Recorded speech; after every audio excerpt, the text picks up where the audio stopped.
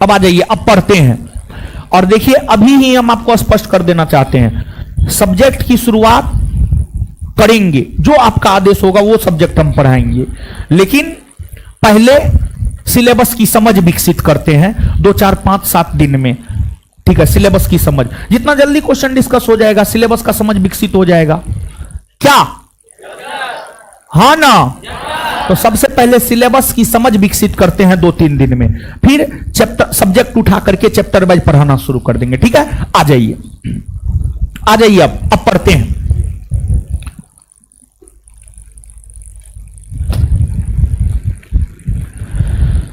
देखिए यह Bihar SSC inter स्तरीय परीक्षा का पूछा हुआ क्वेश्चन है और हम history, polity, geography, Bihar current पढ़ाते हैं तो उसी से संबंधित प्रश्न होगा। इसमें इकोनॉमिक्स के प्रश्न छांट दिए गए होंगे, करेंट के भी प्रश्न छांट दिए गए होंगे, काहे कि पहले का प्रश्न है तो इसलिए एक सेटिंग में क्वेश्चन का संख्या कम मिलेगा, लेकिन 50 रहता है मेरे सेगमेंट से 50 क्वेश्चन रहता है, बिट्टू सर के सेगमेंट से 25 क्वेश्चन, मैथ रीजनिंग वाले से तो 75 क्वेश्चन। ठीक है, इन ए फ्री स्टेट के लेखक कौन है? देखिए इन ए फ्री स्टेट क्या है जानते हैं? इन ए फ्री स्टेट यह एक पुस्तक है और इस पुस्तक की रचना किसने की है यह बात आपसे पूछा जा रहा है। मतलब यह क्वेश्चन हम लोगों को क्या संदेश देता है? यह क्वेश्चन हम लोगों को यह संदेश देता है कि पुस्तक लेखक हमको करके जाना चाहिए। और आप देखिएगा पहला सीटिंग में ही और भी पुस्तक लेखक से संबंधित प्रश्न मिलेगा, फिर दूसरा सीटिंग में भी आपको पुस्तक लेखक से संबंधित प्रश्न मिलेगा। तो मतलब जैसे अनेकों पुस्तकें हैं, अनेकों साहित्य है, अनेकों पत्र पत्रिका है, जैसे संवाद कौमुदी राजा राम मोहन राय की पत्रिका है, हिंद स्वराज महात्मा गांधी की पत्रिका है, इसके बाद अभ्युदय लीडर मदन मोहन मालवीय की पत्रिका है, इसके बाद अर्थशास्त्र कौटिल्य की रचना है, इंडिका मेगास्थनीज की रचना है, फिर जो है आपको नागानंद रत्नावली प्रियदर्शिका हर्षवर्धन की रचना है, अनेकों साहित्य है, प्राचीनकालीन साहित्य है, मध्यकालीन साहित्य है, आधुनिक कालीन साहित्य, वर्तमान के साहित्य है। मतलब ये जो प्रश्न है, यह प्रश्न हमें यह जानकारी दे रहा है, यह प्रश्न हमें यह बतला रहा है कि साहित्य और उसके रचनाकार से संबंधित प्रश्न हमें निश्चित तौर पर इस परीक्षा में कर करके जाना चाहिए। समझ गए? तो देखिए सिलेबस की समझ विकसित करने में यहां पर कुछ पॉइंट हम जान रहे हैं कि आप बहुत अच्छे विद्यार्थी हैं, लेकिन फिर भी कुछ चीज को हम आपको लिखाएंगे।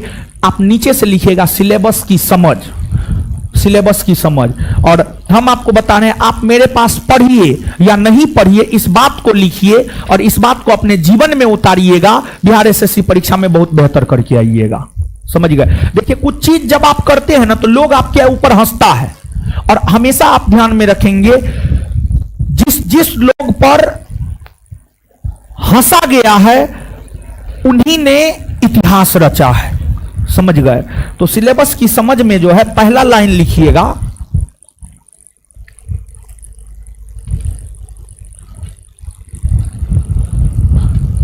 भारत के प्रमुख साहित्य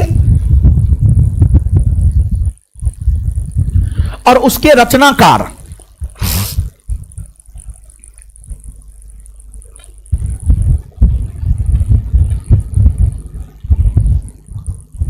भारत के प्रमुख साहित्य और रचनाकार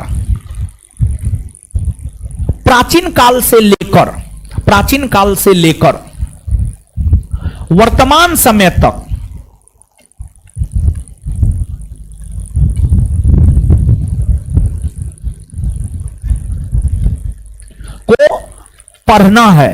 को पढ़ना है। देखिए इस प्रश्न का उत्तर क्या होगा वो तो ठीक है, लेकिन हम ये बात का विकास कर रहे हैं आपके भीतर। समझ गए? तो ये जो पुस्तक है इन ए फ्री स्टेट, ये वर्तमान परिदृश्य के पुस्तक है, वर्तमान परिदृश्य के पुस्तक है ये, और इसकी रचना किया है वीएस नायपॉल ने। किसने किया है? वीएस नायपॉल ने। वीएस नायपॉल ने इसकी रचना किया है। फिर वीएस नायपॉल के द्वारा और भी कई सारे साहित्यों की रचना की गई है, जैसे एन एरिया ऑफ डार्कनेस हो गया, जैसे आपको हाफ ए लाइफ हो गया, तो हाफ ए लाइफ हो गए, एन एरिया ऑफ डार्कनेस हो गए। ये सभी पुस्तक जो है आपको वीएस नायपॉल के द्वारा ही लिखे गए हैं। फिर आपको खुशबंत सिंह है, रस्किन बॉन्ड है, विक्रम सेठ है, ये सभी के द्वारा भी अनेकों पुस्तकों की रचना की गई है। जैसे खुशबंत सिंह ने ट्रेन टू पाकिस्तान लिखा है, भारत के स्वतंत्रता आंदोलन पर लिखा गया पुस्तक है Train to Pakistan, Train to Pakistan. तो ये सभी बुद्धिजीवी हैं, ये सभी साहित्यकार हैं। इन लोगों के द्वारा अलग अलग साहित्यों की रचना जो है आपको की गई है। समझ गए? तो याद रखिएगा, अब जो हमने आपको पीडीएफ दिया है, उस पीडीएफ में इस प्रश्न का उत्तर तो आप टिक कर ही लिए होंगे, साथ ही साथ जो है यहां पर थोड़ा सा आप इंडिकेट कर लीजिएगा इनकी जो और महत्वपूर्ण पुस्तक है। उसमें एक है आपको हाफ ए लाइफ, हाफ ए लाइफ। फिर एक पुस्तक है an area of darkness, an area of darkness. ये सब वीएस नायपॉल की ही पुस्तक है। हाफ ए लाइफ और एन एरिया ऑफ डार्कनेस।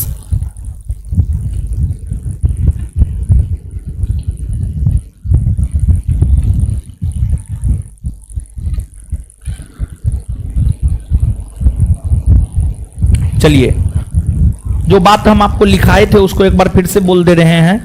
कुछ लोग कमेंट कर रहे हैं, भारत के प्रमुख साहित्य एवं उसके रचनाकार, भारत के प्रमुख साहित्य एवं उसके रचनाकार, प्राचीन काल से लेकर वर्तमान समय तक को पढ़ना है। चलिए, यह प्रश्न हो गया। इसके बाद देखिए दूसरा प्रश्न है। दूसरा प्रश्न क्या है? भारत के किस गवर्नर जनरल ने व्यक्तिगत का सिद्धांत की नीति को प्रस्तुत किया है? देखिए, यह क्वेश्चन हमको क्या बतलाता है? यह क्वेश्चन हमको यह बतलाता है, यह क्वेश्चन हमको यह बतलाता है कि भारत के भीतर जो गवर्नर जनरल वायसराय हुए उसको पढ़ना है, उनके द्वारा जो तमाम प्रकार की नीतियां अपनाई गई उसको जानना है, किसने कौन सी नीतियां अपनाई है उसको याद रखना है। जैसे कि लॉर्ड वेलेजली ने सहायक नीति या सहायक संधि को अपनाया, लॉर्ड हेस्टिंग्स ने फॉरवर्ड पॉलिसी यानी विस्तारवादी नीति को अपनाया, लॉर्ड डलहौजी ने व्यक्तिगत सिद्धांत को अपनाया, लॉर्ड डलहौजी ने व्यक्तिगत सिद्धांत को अपनाया। तो यह क्वेश्चन हमें क्या बतलाता है? यह क्वेश्चन हमें यह बतलाता है कि भारत के गवर्नर जनरल वायसराय, इस सब चीज को हमें पढ़ना है, उनके नीतियों से संबंधित चीजों को याद करना है। समझ गए? तो नीचे से आप लिखिएगा दूसरा लाइन। और ये सब चीज एक बात बता रहे, ये जो अभी लिखा रहे हैं इसको अपने रूम में आप साथ लीजिएगा और हमेशा देखते रहिएगा आप क्या पढ़े क्या नहीं पढ़े। जो पढ़े हैं उसमें टिक मार देना, जो नहीं पढ़े हैं उसको पढ़ना है। क्लास में हो रहा है तब पर भी नहीं हो रहा है तो अपने से भी देखिए, थोड़ा थोड़ा प्रयास आपको अपने से भी करना होगा। आप 100% अगर हमारे ऊपर ही डिपेंडेंट हो जाएंगे तो फिर भारी दिक्कत है। थोड़ा थोड़ा प्रयास आप भी कीजिएगा। हम तो जो होगा वो करवाएंगे ही, लेकिन थोड़ा थोड़ा प्रयास आपको भी करना है। समझ गए? क्योंकि हमने आपको बता दिया है आपकी पूरी सफलता आपके ऊपर निर्भर है। समझ गए? तो दूसरा लिखना है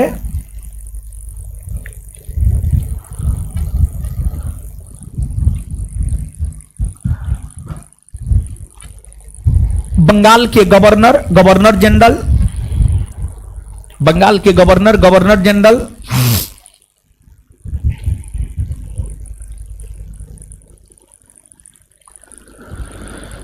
भारत के गवर्नर जनरल और भारत के वायसराय, भारत के गवर्नर जनरल और भारत के वायसराय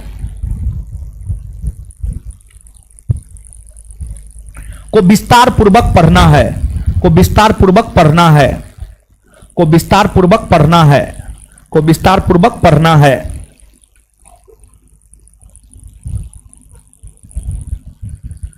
चलिए, अब इस प्रश्न का उत्तर जानते हैं और साथ ही साथ यह भी जानते हैं व्यक्तिगत का सिद्धांत का नीति है क्या। ठीक है? तो भारत के किस गवर्नर जनरल ने व्यक्तिगत का सिद्धांत की नीति को प्रस्तुत किया है? तो व्यक्तिगत के सिद्धांत की नीति को प्रस्तुत किया है आपको लॉर्ड डलहौजी ने। लॉर्ड डलहौजी ने, चलिए ठीक है, आंसर लॉर्ड डलहौजी होगा। लेकिन बात यह है कि व्यक्तिगत के सिद्धांत का नीति क्या है, समझिएगा आप इस बात को। देखिए, अंग्रेज भारत में शासन किया है, इस बात से आप अवगत हैं। अंग्रेजों ने भारत पर अचानक कब्जा नहीं कर लिया। अंग्रेजों ने सबसे पहले भारत में व्यापार करना शुरू किया। अंग्रेजों ने सबसे पहले भारत में व्यापार करना शुरू किया। फिर अंग्रेजों ने भारत की राजनीति में प्रवेश किया। फिर अंग्रेजों ने बंगाल प्रांत पर कब्जा किया, फिर मैसूर पर कब्जा किया, मद्रास पर कब्जा किया, मुंबई प्रेसिडेंसी पर कब्जा किया, अवध पर कब्जा किया और धीरे धीरे भारत के अधिकतर भूभाग पर कब्जा कर लिया और भारत में शासन करने लगा। और जब भारत में शासन करने लगा तो अलग अलग नीतियों का अनुसरण अंग्रेजों के द्वारा भारत में किया गया।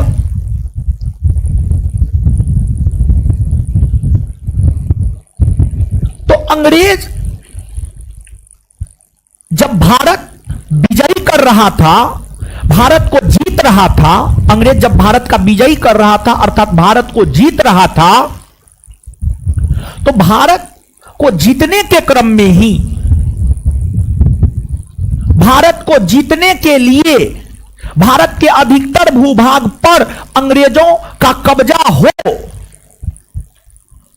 इसी के लिए लॉर्ड डलहौजी ने व्यक्तिगत के सिद्धांत की नीति का अनुसरण किया। लॉर्ड डलहौजी भारत के गवर्नर जनरल पद पर 1848 से 1856 ईस्वी तक रहे हैं। लॉर्ड डलहौजी भारत के गवर्नर जनरल पद पर 1848 से 1856 ईस्वी तक रहे हैं। लॉर्ड डलहौजी को जब भारत का गवर्नर जनरल बनाया गया था ना, तो उनके दिमाग में यह बात कहा गया था, उनके दिमाग में यह बात भर दिया गया था कि आप भारत जाइए और भारत में जितना हो सकता है उतना ब्रिटिश साम्राज्य का विस्तार कीजिए, क्योंकि आपके बाप विस्तारवादी नीति को अंग्रेजी सरकार त्याग देगी। तो लॉर्ड डलहौजी भारत का गवर्नर जनरल बनकर आया। लॉर्ड डलहौजी भारत में ब्रिटिश साम्राज्य का विस्तार करना चाहता था। लॉर्ड डलहौजी भारत में ब्रिटिश साम्राज्य का विस्तार करना चाहता था। लॉर्ड डलहौजी भारत आकर भारत का अवलोकन किया, भारत को जाना। जब लॉर्ड डलहौजी ने भारत को जाना तो लॉर्ड डलहौजी ने यह देखा भारत के अधिकतर राजा ऐसे हैं जिनका अपना संतान नहीं है। राजा, राजा का मतलब होता है अय्यास। अय्यास अधिकतर राजा भारत के ऐसे हैं जिनके पास अपना पुत्र संतान नहीं है। यह बात लॉर्ड डलहौजी ने अवलोकन किया। तो राजा करते क्या थे, किसी को पुत्र गोद ले लेते थे और उसे अपना उत्तराधिकारी बना देते थे। उसके निधन होने के बाद वही गोद लिया हुआ पुत्र उस राज्य का उत्तराधिकारी बन जाता था। तो लॉर्ड डलहौजी ने यह घोषणा किया कि भारत के वैसे राजा जिसके पास अपना पुत्र नहीं है, उनके निधन होने के बाद उनके राज्य को ब्रिटिश साम्राज्य में मिला लिया जाएगा। उन्हें पुत्र गोद लेने का कोई अधिकार नहीं है। तो लॉर्ड डलहौजी ने जो भारत के राजा को लेकर यह घोषणा किया कि वैसे राजा जिसके पास अपना पुत्र नहीं है वो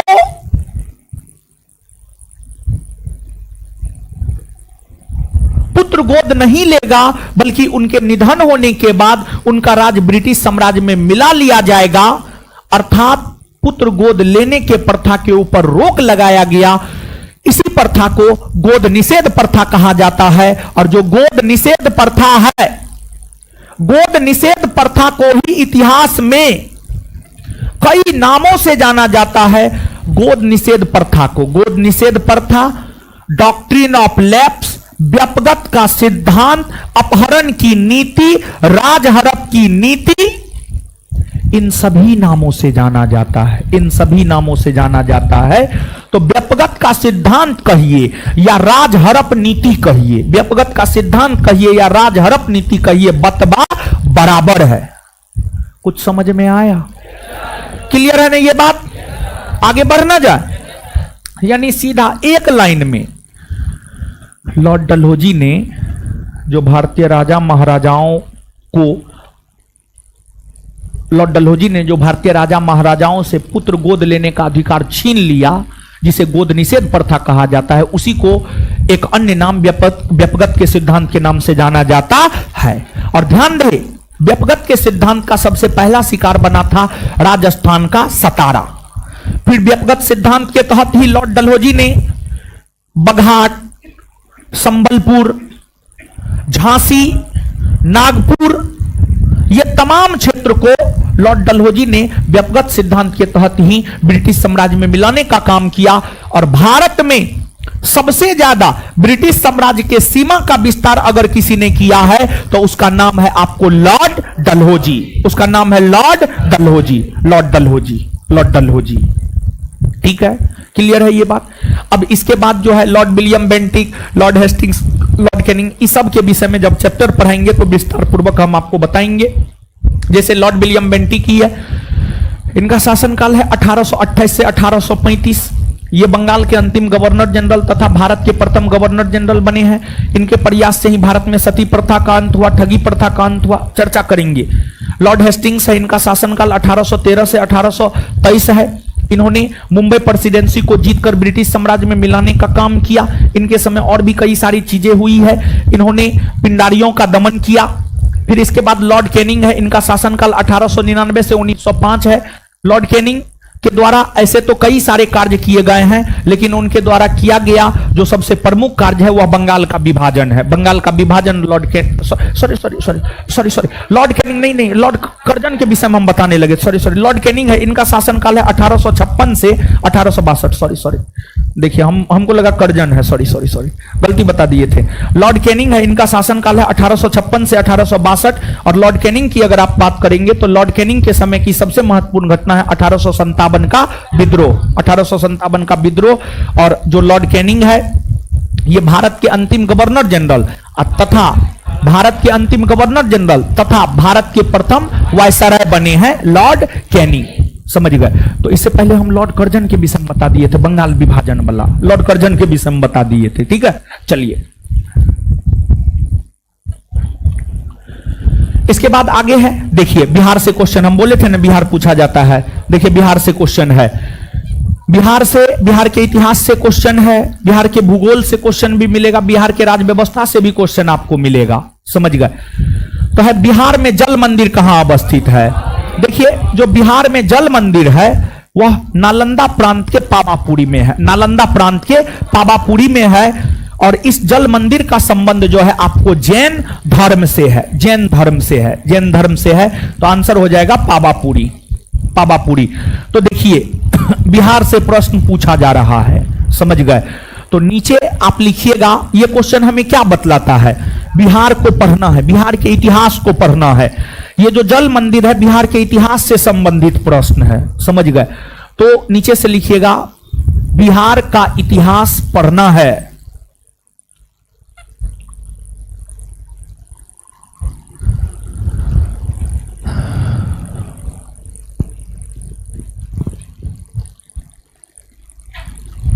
बिहार का इतिहास पढ़ना है। चलिए इसके बाद आगे है आपको किस राज्य में जेमो ग्लेशियर अवस्थित है? किस राज्य में जेमो ग्लेशियर अवस्थित है? देखिए ध्यान दीजिएगा, ग्लेशियर, ग्लेशियर का हिंदी होता है हिमखंड। हिमखंड, हिमखंड, हिमखंड, दो शब्द हिम प्लस खंड। हिम का मतलब होता है बर्फ, हिम का मतलब होता है बर्फ। तो हिमखंड अर्थात ग्लेशियर किसे कहा जाता है? बर्फ का जो बड़ा भूभाग होता है, बर्फ का जो बड़ा भूभाग होता है उसी को हिमखंड कहा जाता है। और मूल तौर पर भारत के पर्वतीय राज्यों में आपको ग्लेशियर देखने को मिलेंगे, जैसे लद्दाख में, जैसे जम्मू कश्मीर में, हिमाचल प्रदेश में, उत्तराखंड में, सिक्किम में, अरुणाचल प्रदेश में। ये सब पर्वतीय राज्य है। इन पर्वतीय राज्यों में ही बर्फ के बड़े बड़े भूखंड आपको देखने को मिलेंगे। तो प्रश्न है जेमो ग्लेशियर के संबंध में, प्रश्न जेमो ग्लेशियर के संबंध में है। देखिए ध्यान दीजिएगा, भारत का अधिकतर ग्लेशियर कहां है जानते हैं? भारत का अधिकतर ग्लेशियर है लद्दाख में। लद्दाख में भारत का अधिकतर ग्लेशियर है लद्दाख में। लद्दाख में काराकोरम पर्वत श्रेणी है, और लद्दाख में जो काराकोरम पर्वत श्रेणी है उस काराकोरम पर्वत श्रेणी में सियाचिन ग्लेशियर हो गया, हिस्पर ग्लेशियर हो गया, बियाफो ग्लेशियर हो गया, रीमो ग्लेशियर हो गया। ये तमाम ग्लेशियर काराकोरम पर्वत श्रेणी के अंतर्गत लद्दाख में स्थित है। फिर उत्तराखंड में आपको गंगोत्री ग्लेशियर हो गया, मिलाम ग्लेशियर हो गया, चोराबाड़ी ग्लेशियर हो गया, ये सब उत्तराखंड में है। फिर जम्मू कश्मीर में सोनापानी ग्लेशियर है। फिर सिक्किम की अगर हम बात करें तो सिक्किम में कंचनजंगा है, और कंचनजंगा में जो है आपको जेमू ग्लेशियर है। कंचनजंगा पर्वत श्रेणी में ही जेमू ग्लेशियर है, जेमू ग्लेशियर है। तो बात अगर हम लोग जेमू ग्लेशियर की करें तो जो जेमू ग्लेशियर है वह आपको सिक्किम में है। कहां है? आपको सिक्किम में। सिक्किम में ऑप्शन है, हाँ है, सिक्किम में है, समझ गए। और भारत का सबसे बड़ा ग्लेशियर है सियाचिन ग्लेशियर, जो कि लद्दाख में काराकोरम पर्वत श्रेणी में है, जो 76 किलोमीटर में फैला हुआ है। यानी लद्दाख में जो सियाचिन ग्लेशियर है, सियाचिन ग्लेशियर नामक हिमखंड है, वह 76 किलोमीटर में फैला हुआ है। 76 किलोमीटर में फैला हुआ है। तो आप अनुमान लगा सकते हैं बर्फ का कितना बड़ा भूभाग होगा वो, समझ गए। तो आपसे सीधे तौर पर यह भी पूछा जाता है कि भारत का सबसे बड़ा ग्लेशियर कौन है, तो आंसर हो जाएगा भारत का सबसे बड़ा ग्लेशियर है सियाचिन ग्लेशियर। कौन है? सियाचिन ग्लेशियर। कौन है? सियाचिन ग्लेशियर। क्लियर है ये बात? चलिए, तो यहां पर लिखना है। देखिए ये जो प्रश्न है ना, ये प्रश्न है आपको कौन चैप्टर का पता है? ये प्रश्न है आपको भारत के भूगोल के चैप्टर नंबर 3, जिसमें हिमालय पर्वत तथा भारत के अन्य पर्वतों के विषय में बताया जाता है। हिमालय पर्वतीय क्षेत्र में ही ग्लेशियर आपको देखने को मिलते हैं। तो नीचे से आप लिखिएगा, भारत के पर्वत पठार मैदान का यह प्रश्न है। भारत के पर्वत पठार मैदान चैप्टर को पढ़ना है। भारत के पर्वत पठार मैदान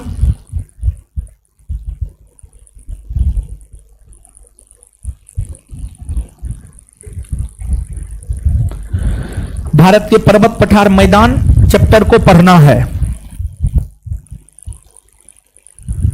और ध्यान दीजिएगा, सब चीज पढ़ाएंगे हम, लेकिन इस सब चैप्टर पर आपको विशेष जोर देना है।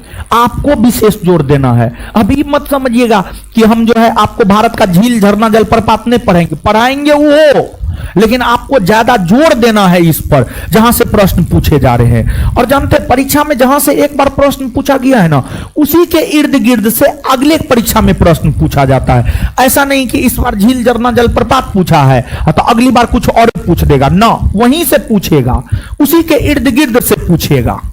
समझ गए? ये परीक्षा का एक पैटर्न है। तो ये बात हो गया, आंसर तो आप जान ही गए हैं। ठीक है, आगे। अब बहुत विद्यार्थी के दिमाग में ये होगा कि मास्टर सिलेबस के मास्टर जो है अथी के जरिए, क्वेश्चन डिस्कशन के जरिए फलना फलना चैप्टर लिखा रहा है। ऐसा तो नहीं कि यही चैप्टर तो पढ़ाएगा ना, आपके पूरे सिलेबस को हम पढ़ाएंगे। आपको ये बतलाना चाह रहे हैं कि ये सब चैप्टर से प्रश्न आ रहे हैं, मतलब ये सब चैप्टर को आपको अच्छे से करना है, आपको याद रखना, हम ये बतलाने का प्रयास कर रहे हैं। क्लियर है? चलिए आगे है। कानून द्वारा स्थापित प्रक्रिया लिया गया है। कानून द्वारा स्थापित प्रक्रिया कहां से लिया गया है, यह प्रश्न आपसे पूछा जा रहा है। देखिए ध्यान दीजिएगा आप, कानून द्वारा स्थापित प्रक्रिया। देखिए जो भारत का संविधान है ना, भारत के घड़ी को ठीक करवाइए हो, बताइए 5 रुपया 10 रुपया का अथी लगेगा, ये सब जो है घड़ी को टाइम बेच उच न रहता है जी। ठीक है, अगला बेच भी है, उसको ठीक करवाइए महाराज। ठीक है, बोलिए अथी लगाएगा। चलिए समझिएगा आप ऋषि राज जी सब्जेक्टिव भी करवाएंगे, ऑब्जेक्टिव भी करवाएंगे। कुछ चीज का सब्जेक्टिव, कुछ चीज का ऑब्जेक्टिव। ज्यादातर सब्जेक्टिव ही पढ़ाएंगे, सब्जेक्टिव ही पढ़ाएंगे, सब्जेक्टिव सब्जेक्टिव। ठीक है, अरे पिछला जो एक दरोगा बैच ऑब्जेक्टिव दे दिए है ना, विद्यार्थी को कंफ्यूजन हो गया है कि सब्जेक्टिव पढ़ाएंगे कि ऑब्जेक्टिव। अरे महाराज डेमो तो इसलिए देते हैं, आकर के देखिए आप, समझ गए। अब बहुत को इवन पता होगा कि लास्ट टाइम जुड़ा होगा, अरे ये डिस्कस कर रहे हैं, क्वेश्चन बैंक डिस्कस कर रहे हैं, समझ गए। चलिए तो आ जाइए, तो यही होता है रेगुलरिटी। रेगुलरिटी अपने अंदर जरूर विकास कीजिएगा, रेगुलर क्लास जरूर कीजिएगा, समझ गए। नहीं तो क्या कब होता है पता नहीं चलेगा आपको। रेगुलर क्लास कीजिएगा, आपको सब पता रहेगा, समझ गए। तो कानून द्वारा स्थापित प्रक्रिया लिया गया है। देखिए ध्यान दीजिएगा, भारत का जो संविधान है, भारत के संविधान को उधारों का संविधान कहा जाता है। और भारत के संविधान में अलग अलग प्रावधान अलग अलग देश से लिए गए हैं। भारत के संविधान में कुछ प्रावधान भारत शासन अधिनियम 1935 से लिए गए हैं। भारत के संविधान में कुछ प्रावधान ब्रिटेन से लिए गए हैं, कुछ प्रावधान अमेरिका से, कुछ प्रावधान जापान से, कुछ प्रावधान दक्षिण अफ्रीका से, कुछ प्रावधान आयरलैंड से, कुछ प्रावधान रूस से, कुछ प्रावधान फ्रांस से। तो भारत के संविधान में जो अलग अलग प्रावधान अलग अलग देशों से लिए गए हैं, वहां से प्रश्न पूछा गया है।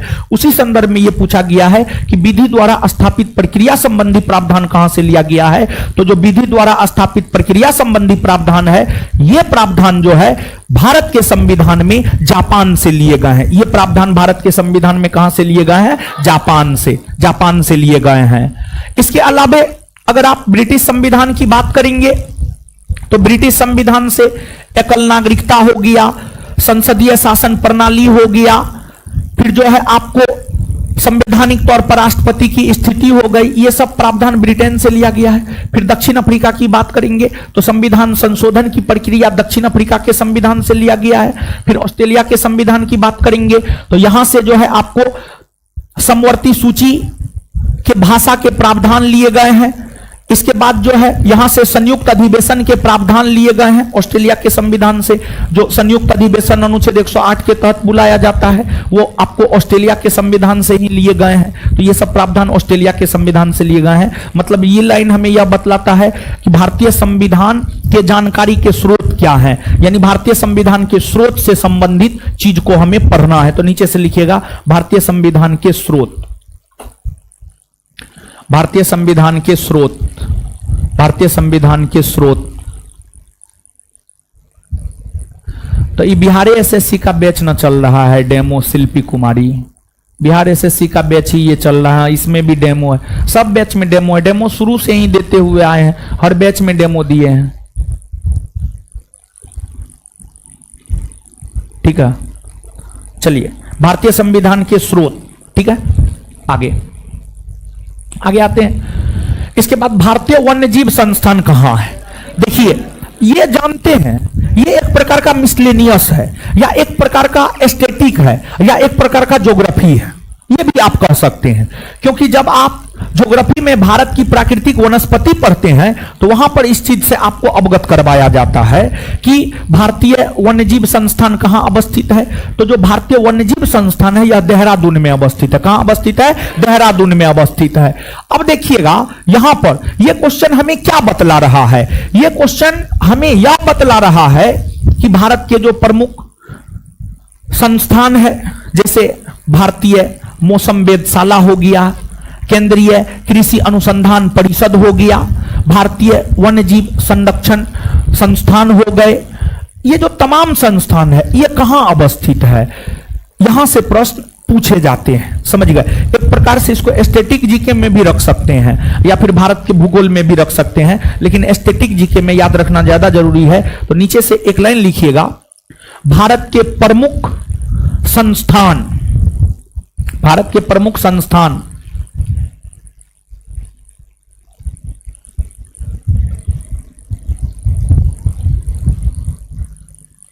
भारत के प्रमुख संस्थान। चलिए इसके बाद आगे है, देख लीजिए बिहार। बोले ना बिहार पढ़ना होगा, इतना बिहार दरोगा नहीं पूछता है। दरोगा में बिहार बहुत कम पूछता है, एगो दूगो पूछता है, और कभी नहीं वो पूछता है। और देख लीजिए बिहार, हमको लगता है शुरुआती 10 क्वेश्चन में 3 गो बिहारी का क्वेश्चन होगा। समझ रहे हैं, देख रहे हैं। तो आगे है, बिहार की किस नृत्य की समानता गुजरात के गरबा से है? देखिए जैसे दशहरा के समय गुजरात में गरबा डांडिया होता है, गुजरात में गरबा डांडिया होता है, उसी प्रकार से बिहार में पहले झिझिया नृत्य हुआ करता था। दशहरा के समय बिहार में पहले झिझिया, समझ गए, झिझिया नृत्य हुआ करता था, झिझिया नृत्य हुआ करता था।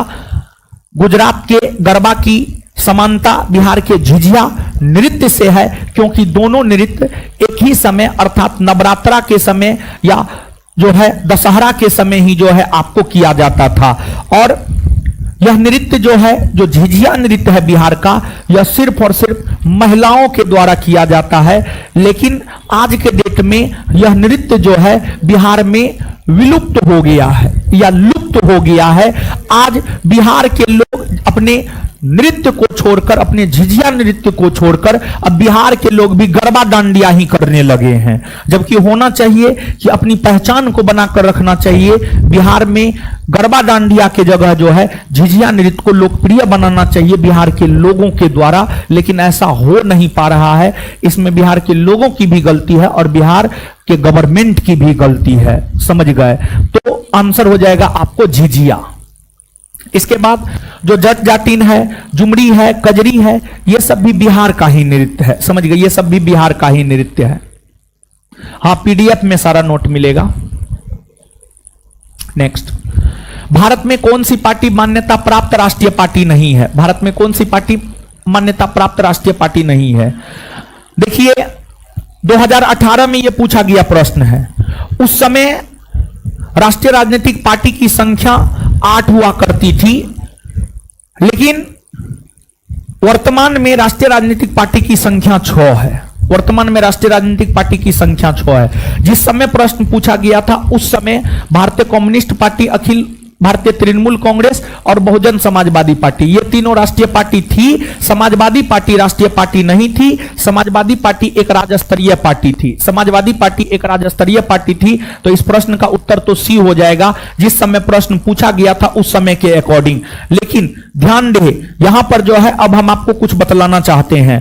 देखिए पहली बात यह है, किसी भी पार्टी को राष्ट्रीय पार्टी का दर्जा निर्वाचन आयोग के द्वारा दिया जाता है। किसी भी पार्टी को राष्ट्रीय पार्टी का दर्जा निर्वाचन आयोग के द्वारा दिया जाता है। और वर्तमान में भारतवर्ष में राष्ट्रीय राजनीतिक पार्टी की संख्या की अगर बात की जाए तो वर्तमान में भारतवर्ष में राष्ट्रीय राजनीतिक पार्टी की संख्या 6 है। जो 6 है, एक में आपको भाजपा हो गया, भारतीय जनता पार्टी हो गया, 2 नंबर में कांग्रेस हो गया, 3 नंबर की अगर बात करें तो आपको माकपा हो गया यानी मार्क्सवादी कम्युनिस्ट पार्टी हो गया। 4 नंबर की बात करें तो आपको बसपा हो गया यानी बहुजन समाजवादी पार्टी हो गया। 5 नंबर की बात करें तो आप यानी आम आदमी पार्टी हो गया। और 6 नंबर की बात करें तो एनपीपी यानी नेशनल पीपुल्स पार्टी हो गया।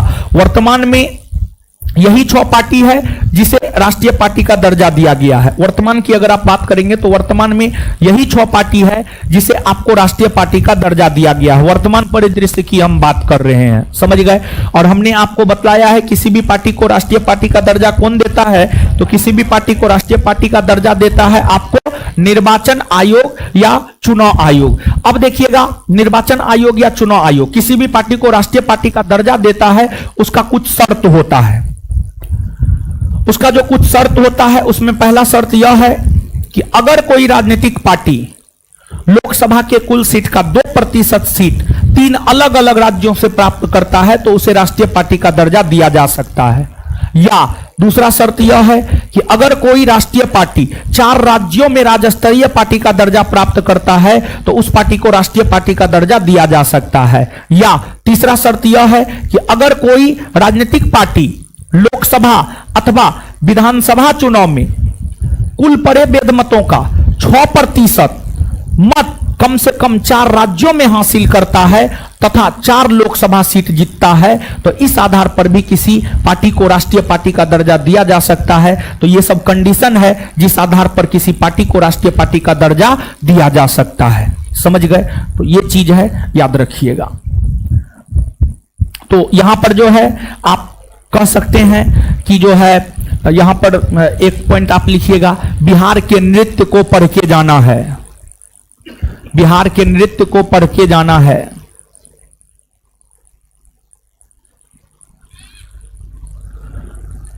देखिए, कुछ चीज सब्जेक्टिव होगा, कुछ चीज ऑब्जेक्टिव होगा। कुछ चीज सब्जेक्टिव होगा, कुछ चीज ऑब्जेक्टिव होगा। जहां पर सब्जेक्टिव ज्यादा बेनिफिशियल आपके लिए होगा वहां पर सब्जेक्टिव होगा, जहां पर ऑब्जेक्टिव ज्यादा बेनिफिशियल होगा ऑब्जेक्टिव होगा। लेकिन सब्जेक्टिव होगा। एक सप्ताह डेमो दे रहे हैं, सब चीज आप देख लीजिएगा। ये तो क्वेश्चन आंसर ये कर रहे हैं। बिहार के नृत्य, ठीक है। इसके बाद भारत के निर्वाचन आयोग, भारत के निर्वाचन आयोग, भारत के निर्वाचन आयोग।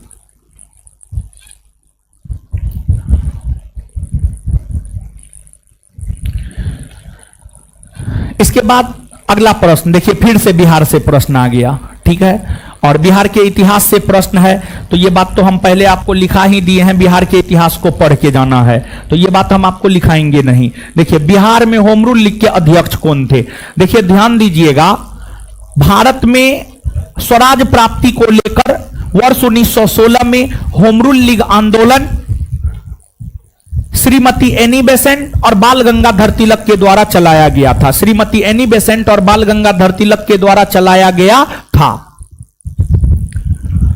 वह होम रूल लीग आंदोलन बिहार में भी प्रचारित प्रसारित हुआ।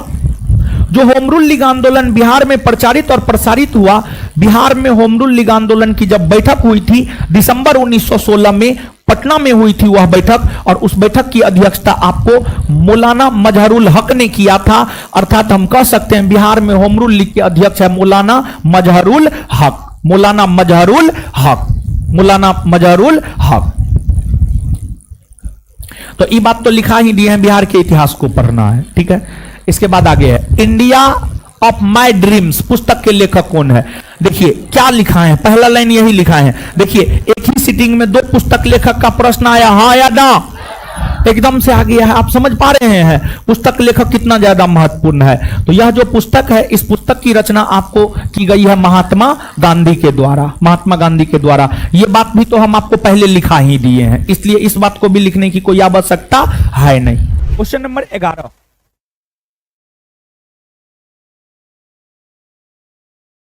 क्वेश्चन नंबर 11 कह रहा है, ध्यान से सुनिएगा, समझिएगा चीजों को, और इससे एक आइडिया भी आएगा कि अगर क्वेश्चन का विश्लेषण करना है तो किस आधार पर हम कर सकते हैं। और क्लास रेगुलर कीजिएगा, कोई दिक्कत नहीं होगा। रेगुलर नहीं कीजिएगा क्लास, दिक्कत, आप हर प्रकार की समस्या से जूझिएगा। तो इसलिए क्लास रेगुलर कीजिए ताकि आपको दिक्कत ना हो, सारा इंफॉर्मेशन आपको मिलता रहे, सब चीज मिलता रहे। वह महिला जो Indian national army Azad Hind फौज में शामिल हुई थी, कादम्बनी गांगुली, लक्ष्मी सहगल, अमला मुखर्जी, आशा सहगल। इस प्रश्न का उत्तर होगा आपको लक्ष्मी सहगल, लक्ष्मी सहगल। अब आप समझिएगा इस बात को। देखिए सुभाष चंद्र बोस ने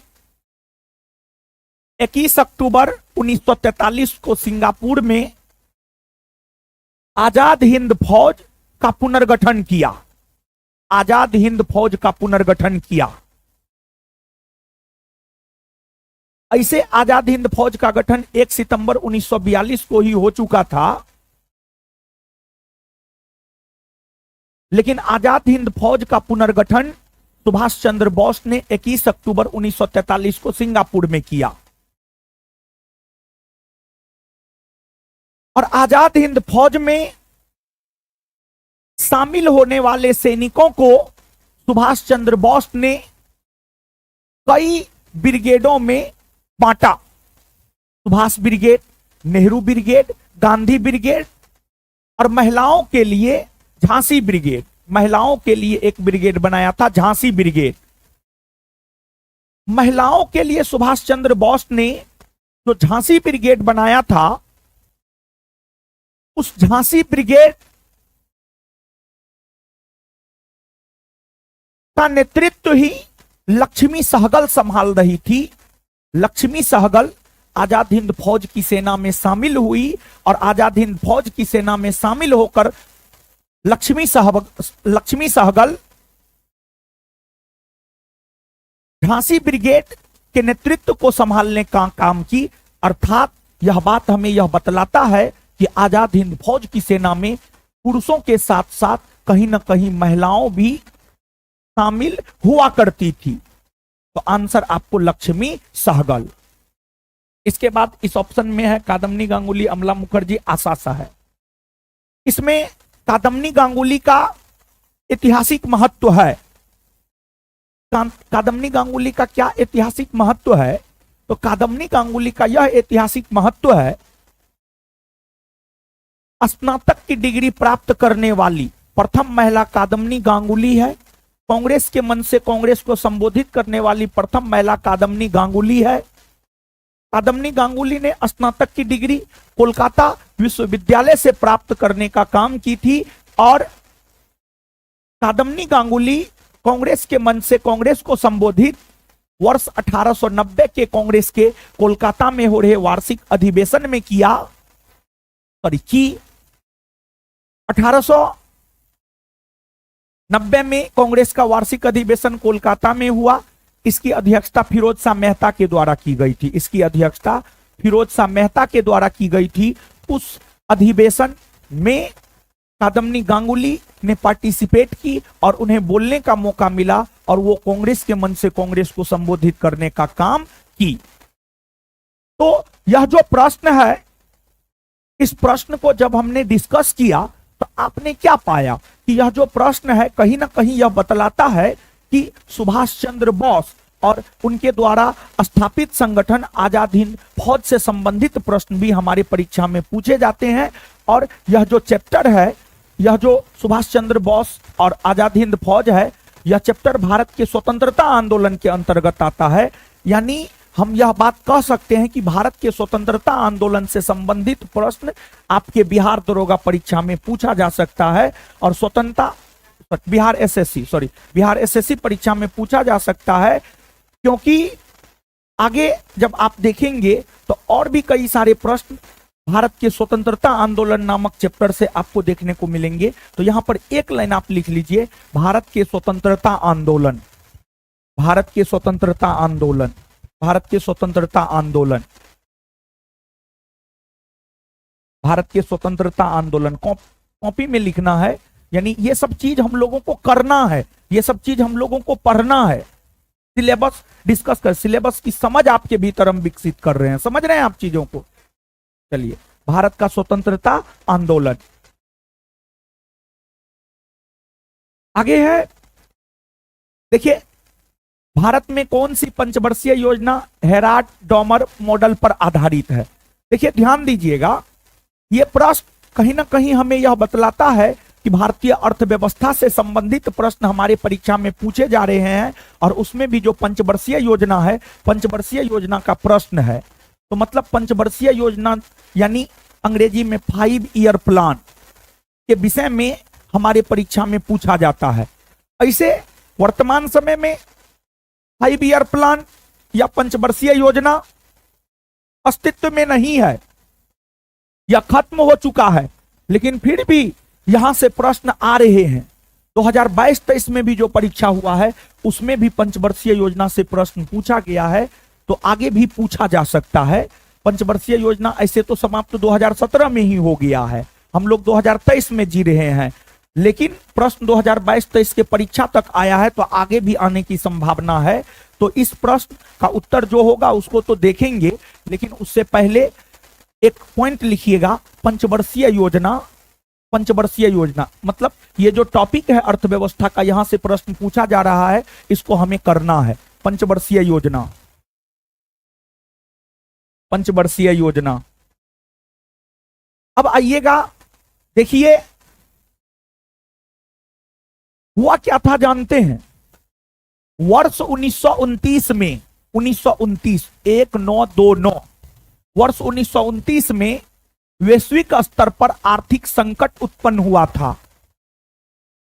पूरे विश्व में आर्थिक संकट उत्पन्न हुआ था, लेकिन उस आर्थिक संकट से रूस प्रभावित नहीं हुआ था, क्योंकि रूस ने अपने यहां 5 ईयर प्लान को लागू किए हुए था। तो भारत ने यह देखा कि रूस प्रभावित नहीं हुआ है 1929 के आर्थिक संकट से, क्योंकि उसने 5 ईयर प्लान को लागू किए हुए है। तो इसीलिए जब देश हमारा आजाद हुआ 1947 में, तो आजादी के बाद भारत सरकार ने यह डिसीजन लिया कि हम भी भारत में पंचवर्षीय योजना को लागू करेंगे। और फिर भारत में पंचवर्षीय योजना लागू किए गए, और प्रथम पंचवर्षीय योजना 1951 से 56 उसका कालखंड है, और जो प्रथम पंचवर्षीय योजना जिसका कालखंड है 1951 से 56, वही योजना हेराड-डोमर मॉडल पर आधारित है। तो जो हेराड-डोमर मॉडल है, इस पर आधारित है आपको प्रथम पंचवर्षीय योजना। प्रथम पंचवर्षीय योजना जो है आपको हेराड-डोमर मॉडल पर आधारित है। फिर इसके बाद आपको चतुर्थ पंचवर्षीय योजना, चतुर्थ पंचवर्षीय योजना की अगर आप बात करेंगे तो इसका कालखंड है 1969 से 1974, और यह जो योजना है, यह योजना डी.आर. गॉडगिल योजना, डी.आर. गॉडगिल मॉडल पर आधारित है। गॉडगिल मॉडल पर जो है आपको आधारित है। इसके बाद तृतीय पंचवर्षीय योजना है, इसका कालखंड है 1961 से 1966, और ध्यान रखें यह जो तृतीय पंचवर्षीय योजना है, भारत में टोटल 12 पंचवर्षीय योजना अस्तित्व में आया है, पहली से लेकर 12वीं तक। उसमें सबसे असफल पंचवर्षीय योजना तृतीय पंचवर्षीय योजना है। और तृतीय पंचवर्षीय योजना के असफलता का कारण क्या है? तो तृतीय पंचवर्षीय योजना के असफलता का कारण है, तृतीय पंचवर्षीय योजना के समय 1962 में भारत चीन युद्ध हुए, 1965 में भारत पाक युद्ध हुए, और इस समय जो है आपको भारत में सुखाड़ की स्थिति भी उत्पन्न हुई थी। ये तमाम कारण है जिस वजह से तीसरी पंचवर्षीय योजना आपको असफल रहा। इसके बाद अगर आप दूसरी या द्वितीय पंचवर्षीय योजना की बात करेंगे तो इसका कालखंड है 1956 से 1961, और जो द्वितीय पंचवर्षीय योजना है ये पीसी महालनोबिस मॉडल पर आधारित है, या यूं कहे यह जो है आपको महालनोबिस मॉडल पर आधारित है, महालनोबिस मॉडल पर आधारित है। और ध्यान रहे कि प्रथम पंचवर्षीय योजना में कृषि पर जोर दिया गया था, तो वहीं द्वितीय पंचवर्षीय योजना में उद्योग पर जोर दिया गया था। द्वितीय पंचवर्षीय योजना में उद्योग पर जोर दिया गया था, और तृतीय पंचवर्षीय योजना में संयुक्त रूप से कृषि और उद्योग दोनों पर बल दिया गया था। फिर जो है आपको आगे हर पंचवर्षीय योजना का लगभग कोई ना कोई मॉडल है, और साथ ही साथ हर पंचवर्षीय योजना का कुछ ना कुछ विशेष उद्देश्य या विशेष लक्ष्य रहा है। यहां से प्रश्न पूछे जाते हैं, जब आपको पंचवर्षीय योजना पढ़ाया जाएगा तो इन बातों से आपको अवगत निश्चित तौर पर करवाया जाएगा। Answer A. नेक्स्ट, राष्ट्रीय प्रतिरक्षा विज्ञान संस्थान कहां अवस्थित है? देखिए कल के सेशन में हम आपको एक बात लिखाए थे कि भारत के प्रमुख संस्थान से प्रश्न पूछे जाते हैं, तो ये भी भारत के प्रमुख संस्थान से ही संबंधित प्रश्न है।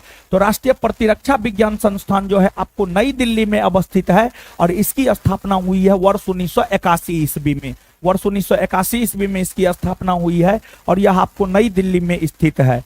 तो इस प्रश्न से संबंधित चैप्टर जो है हम आपको लिखा चुके हैं कि प्रमुख संस्थान से प्रश्न पूछे जाते हैं, तो इसलिए यहां पर लिखाने की जरूरत नहीं है। आगे, इंद्रावती बाघ रिजर्व कहां है? देखिए ये तो जहां है चलिए ठीक है, लेकिन ये प्रश्न हमें क्या बतलाता है, ये प्रश्न हमें क्या संदेश देता है? ये प्रश्न हमें यह बतलाता है, यह प्रश्न हमें यह संदेश देता है कि भारत के जो टाइगर रिजर्व है उसको हमें निश्चित तौर पर करना है। देखिए ध्यान रखिए, भारत के राष्ट्रीय उद्यान, भारत के बाघ अभयारण्य, यहां से प्रश्न निश्चित तौर पर आते ही आते हैं। तो यह प्रश्न हमें यही बतलाता है कि भारत के राष्ट्रीय उद्यान और भारत के बाघ अभयारण्य जितने भी हैं, और कौन बाघ अभयारण्य किस राज्य में है, कौन बाघ अभयारण्य किस राज्य में है, अलग अलग बाघ अभयारण्य, अलग अलग राष्ट्रीय उद्यान भारत के अलग अलग राज्य में है। तो इस बात से हमें अवगत होना है, समझ गए। तो इस प्रश्न का उत्तर होगा इंद्रावती है। देखिए इंद्रावती एक नदी का भी नाम है। इंद्रावती की अगर आप बात करेंगे तो इंद्रावती एक नदी का भी नाम है, और इंद्रावती नदी निकलती है छत्तीसगढ़ से, और इंद्रावती गोदावरी की सहायक नदी है, और छत्तीसगढ़ राज्य में ही इंद्रावती बाघ रिजर्व भी है। तो जो आपको इंद्रावती बाघ रिजर्व है यह आपको छत्तीसगढ़ में है, ये तो ठीक है, इसके आंसर को हम लोगों ने जाना। लेकिन यहां पर सिलेबस की समझ में हमको ये लिखना है कि भारत के राष्ट्रीय उद्यान और भारत के बाघ अभयारण्य को याद करना है या इस चैप्टर को करके जाना है। तो नीचे से भारत के राष्ट्रीय उद्यान, भारत के राष्ट्रीय उद्यान और बाघ अभयारण्य, भारत के राष्ट्रीय उद्यान और बाघ अभयारण्य, भारत के राष्ट्रीय उद्यान और बाघ अभयारण्य।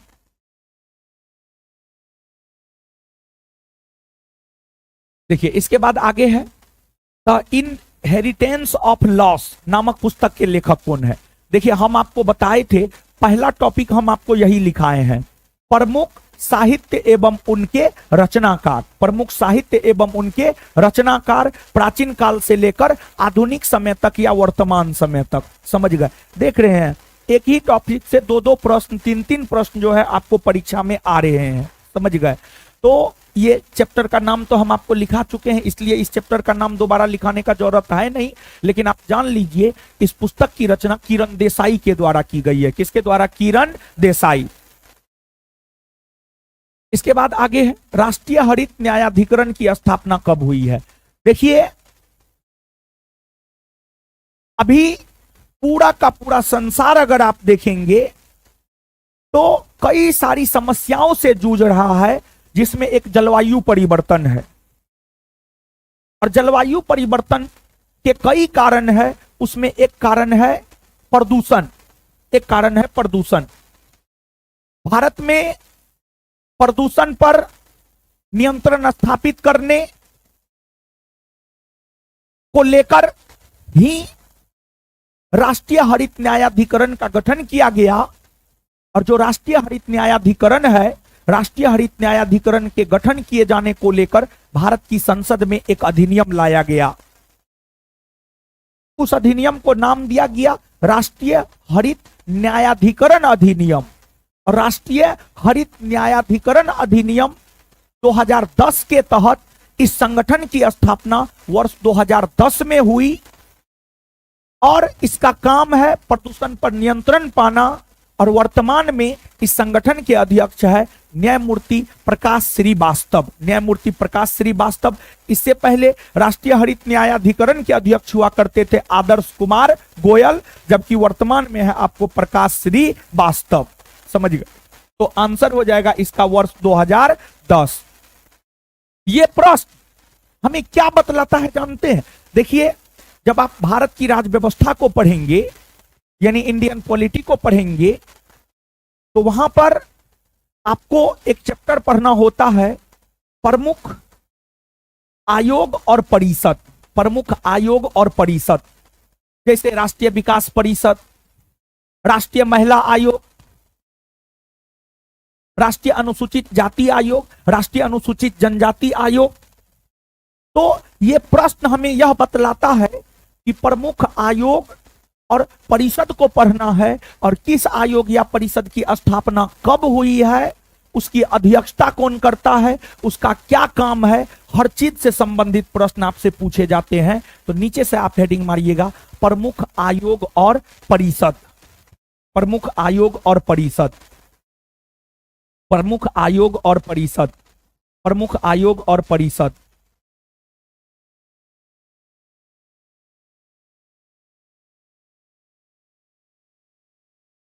आगे देखिए, भारत में कोयले का सबसे बड़ा उत्पादक राज्य कौन है? देखिए ध्यान दीजिएगा, सुनिएगा, समझिएगा। ये तो ठीक है, लेकिन ये प्रश्न हमें बतलाता क्या है? कौन सा चैप्टर का ये प्रश्न है? ये प्रश्न है आपको ज्योग्राफी के अंतर्गत ये प्रश्न है, और ज्योग्राफी के अंतर्गत जो है ये प्रश्न है आपको भारत के खनिज संसाधन और ऊर्जा संसाधन। भारत के खनिज संसाधन और ऊर्जा संसाधन से संबंधित ये प्रश्न है। तो देख रहे हैं कि ये प्रश्न पूछा जाता है, कोयला का उत्पादन कौन करता है, कोयला का भंडारण किस राज्य में है।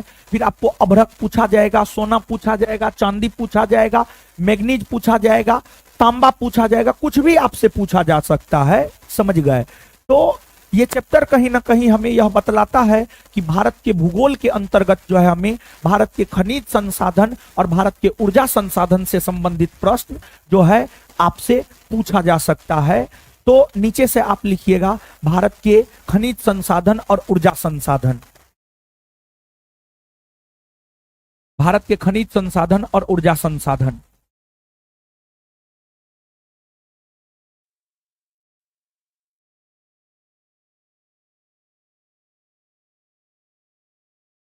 देखिए, भारत में सबसे ज्यादा कोयला की अगर आप बात करेंगे तो सबसे ज्यादा कोयला का भंडारण झारखंड में है, और सबसे ज्यादा कोयला का उत्पादन करता है छत्तीसगढ़ राज्य। छत्तीसगढ़ राज्य। इस प्रश्न का उत्तर हमारे ख्याल से उत्तर में गलत होगा। समझ गए? अगर उत्तर आपके पास होगा तो उसमें इस प्रश्न का उत्तर गलत है। इसका सही उत्तर होगा कि भारत में कोयले का सबसे बड़ा उत्पादन करता है आपको छत्तीसगढ़ राज्य। कौन करता है? छत्तीसगढ़ राज्य। लेकिन अगर रहता भंडारण, तो भंडारण सबसे ज्यादा है झारखंड राज्य में। भंडारण और उत्पादन समझते हैं जी? भंडारण का मतलब होता है कहां पर सबसे ज्यादा जमा है, उत्पादन का मतलब होता है कौन सबसे ज्यादा इसका जो है उत्खनन करता है। समझ गए? इसको उत्पादित करता है। समझ गए? तो ये चीज है। इसके बाद बुध के जन्म का प्रतीक क्या है? बुध के जन्म का प्रतीक क्या है? देखिए, वो तो ठीक है, जो है सो वह है, लेकिन ये प्रश्न हमें क्या दिखलाता है? ये प्रश्न हमें यह बतलाता है कि बौद्ध धर्म से संबंधित प्रश्न पूछे जाते हैं, जैन धर्म से संबंधित प्रश्न पूछे जाते हैं। लगभग बिहार के परीक्षा में बौद्ध धर्म, जैन धर्म से संबंधित पूछ ही दिया जाता है, और बिहार एसएससी का तो बड़ी फेवरेट टॉपिक है बौद्ध धर्म और जैन धर्म, क्योंकि महात्मा बुद्ध, महावीर स्वामी जो है, उन दोनों का कर्म भूमि तो अपना बिहार ही रहा है। तो यही कारण है कि यहां से आपको प्रश्न पूछे जाते हैं। तो नीचे से आप हेडिंग मारिएगा बौद्ध धर्म और जैन धर्म। नीचे से आप हेडिंग मारिएगा बौद्ध धर्म और जैन धर्म।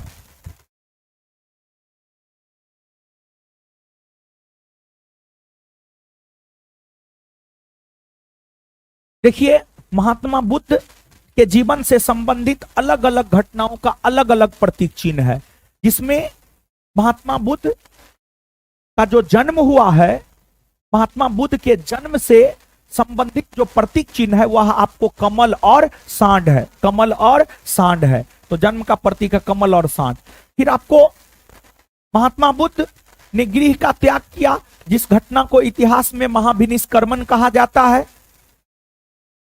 महात्मा बुद्ध के गृह त्याग की घटना से संबंधित प्रतीक चिन्ह है घोड़ा। क्या है? घोड़ा।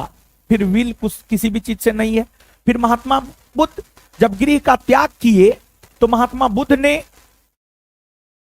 यत्र तत्र भटकने का काम किया ज्ञान प्राप्ति हेतु, और ज्ञान प्राप्ति के उद्देश्य से महात्मा बुद्ध यत्र तत्र भटकते रहे। उसी क्रम में 6 वर्ष की कठोर तपस्या के बाद महात्मा बुद्ध को ज्ञान की प्राप्ति हुई पीपल वृक्ष या बोधि वृक्ष के नीचे, अर्थात उनके ज्ञान प्राप्ति का प्रतीक चिन्ह है बोधि वृक्ष। क्या है? बोधि वृक्ष। उनके ज्ञान प्राप्ति का प्रतीक चिन्ह है बोधि वृक्ष या पीपल वृक्ष। तो चैप्टर तो लिखा ही दिए हैं बौद्ध धर्म और जैन धर्म। आगे, अपने पद से इस्तीफा देने वाला प्रथम भारतीय प्रधानमंत्री कौन है? देखिए, पंडित जवाहरलाल नेहरू से लेकर श्री नरेंद्र मोदी जी तक देश के प्रधानमंत्री हुए हैं। इन प्रधानमंत्रियों में सबसे पहले अपने पद से त्यागपत्र देने वाले प्रधानमंत्री मोरारजी देसाई हुए। मोरारजी देसाई हुए। मोरारजी देसाई 1977 से 1979 ईस्वी तक, 1977 से 1979 ईस्वी तक देश के प्रधानमंत्री पद पर रहे और सबसे अधिक उम्र में प्रधानमंत्री मोरारजी देसाई ही बने हैं और यही प्रथम प्रधानमंत्री हुए जो अपने पद से त्यागपत्र दिए। यही प्रथम प्रधानमंत्री हुए जो अपने पद से त्यागपत्र दिए। देखिए हुआ यह था कि इनके खिलाफ जो है अविश्वास प्रस्ताव लाया गया था। अविश्वास प्रस्ताव पर चर्चा होता, लेकिन उससे पहले ही इन्होंने अपने पद से त्यागपत्र देने का काम किया। तो देखिए यहां पर यह प्रश्न हमें क्या बतलाता है? यह प्रश्न हमें अगर व्यापक दृष्टिकोण से देखें, अगर आप इस प्रश्न को सूक्ष्म दृष्टिकोण से देखिएगा तो प्रधानमंत्री के विशेषता से संबंधित प्रश्न पूछे जाते हैं। लेकिन अगर इसी प्रश्न को व्यापक दृष्टिकोण से देखें तो हम कह सकते हैं कि प्रधानमंत्री, अगर मान लिया जाए प्रधानमंत्री की विशेषता से संबंधित प्रश्न पूछा गया है तो क्या राष्ट्रपति के विशेषता से संबंधित प्रश्न नहीं पूछा जा सकता है? क्या उपराष्ट्रपति के विशेषता से संबंधित प्रश्न नहीं पूछा जा सकता है?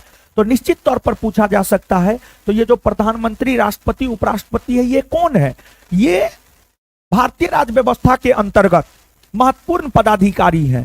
तो भारतीय राज्य व्यवस्था के अंतर्गत जो महत्वपूर्ण पदाधिकारी हैं उनकी विशेषता से संबंधित प्रश्न पूछे जा सकते हैं। जैसे राष्ट्रपति की कई सारी विशेषताएं हैं, उपराष्ट्रपति की कई सारी विशेषताएं हैं, प्रधानमंत्री की कई सारी विशेषताएं हैं। जैसे प्रधानमंत्री की विशेषताओं में जैसे ये प्रश्न पूछा गया है, जैसे यहां से और भी प्रश्न बन सकता है, पूछा जा सकता है, ये पूछा जा सकता है, सबसे अधिक उम्र में प्रधानमंत्री कौन बने, सबसे कम उम्र में प्रधानमंत्री कौन बने, प्रथम प्रधानमंत्री कौन हुए जिन्हें अविश्वास प्रस्ताव द्वारा हटाया गया, कौन प्रधानमंत्री लोकसभा का सामना नहीं किए, कौन प्रधानमंत्री राज्यसभा के सदस्य रहे हैं, कौन प्रधानमंत्री बनने से पहले किसी राज्य के मुख्यमंत्री रहे हैं, किस प्रधानमंत्री का सबसे लंबा कार्यकाल रहा है, किस प्रधानमंत्री का सबसे छोटा कार्यकाल रहा है। इसके बाद राष्ट्रपति में पूछा जा सकता है, राष्ट्रपति के तौर पर सबसे लंबा कार्यकाल किसका है, सबसे छोटा कार्यकाल किसका है, कौन कौन राष्ट्रपति हैं जो उपराष्ट्रपति भी बने हैं, या कौन कौन उपराष्ट्रपति हैं जो राष्ट्रपति भी बने हैं। तो भारत के राष्ट्रपति, प्रधानमंत्री और उपराष्ट्रपति के विशेषता से संबंधित प्रश्न आपसे आपके परीक्षा में पूछा जा सकता है। तो यहां पर आप लिखिएगा भारत के राष्ट्रपति,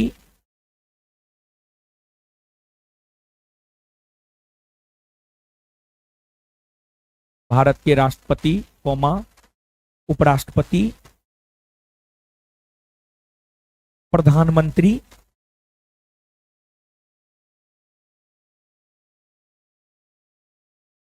इत्यादि के विशेषता से संबंधित प्रश्न,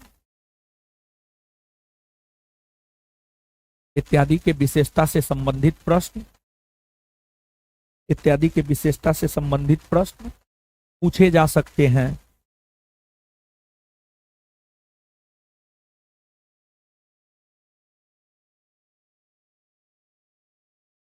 तो इस प्रश्न का जो उत्तर होगा आपको मोरारजी देसाई होगा। क्या होगा उत्तर? मोरारजी देसाई, मोरारजी देसाई।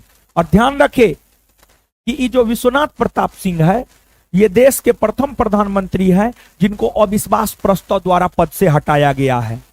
जैसे राष्ट्रपति को उसके पद से महाभियोग प्रक्रिया द्वारा हटाया जाता है, उसी प्रकार से प्रधानमंत्री को उसके पद से अविश्वास प्रस्ताव द्वारा हटाया जाता है और अविश्वास प्रस्ताव लाया जाता है लोकसभा में, और यह प्रस्ताव लोकसभा के सदस्यों के द्वारा ही लाया जा सकता है। तो अविश्वास प्रस्ताव द्वारा हटाए जाने वाले प्रथम प्रधानमंत्री विश्वनाथ प्रताप सिंह। और जो चौधरी चरण सिंह है, चौधरी चरण सिंह ऐसा प्रधानमंत्री है जो प्रधानमंत्री तो बने और प्रधानमंत्री सामान्य तौर पर लोकसभा का नेता माना जाता है, लेकिन ये कभी लोकसभा गए ही नहीं, कभी नहीं लोकसभा गए। तो लोकसभा का सामना ना करने वाला प्रधानमंत्री है चौधरी चरण सिंह। आगे है 73वां संविधान संशोधन विधेयक 1992 कब लागू किया गया? देखिए, जब लागू किया गया वो तो लागू किया गया, ठीक है, उसको तो देखेंगे, लेकिन ये क्वेश्चन हमें क्या बतलाता है? ये क्वेश्चन हमें क्या संदेश देता है? ये क्वेश्चन हमें यह संदेश देता है कि महत्वपूर्ण संविधान संशोधन को हमें पढ़ना है, और जो महत्वपूर्ण संविधान संशोधन को हमें पढ़ना है, पढ़ते हुए इस बात को ध्यान में रखना है कि महत्वपूर्ण संविधान संशोधन कब लागू हुए। 73वां संविधान संशोधन कब लागू हुए, 74वां संविधान संशोधन कब लागू हुए, 42वां संविधान संशोधन कब लागू हुए, या 105वां संविधान संशोधन कब लागू हुए। तो महत्वपूर्ण संविधान संशोधन कब लागू हुए, और साथ ही साथ जो है किस संविधान संशोधन में कौन से प्रावधान किए गए हैं, इसको भी याद रखना है, और कब लागू हुए हैं इसको भी याद रखना है। तो नीचे से आप हेडिंग मारिएगा टॉपिक में, प्रमुख संविधान संशोधन।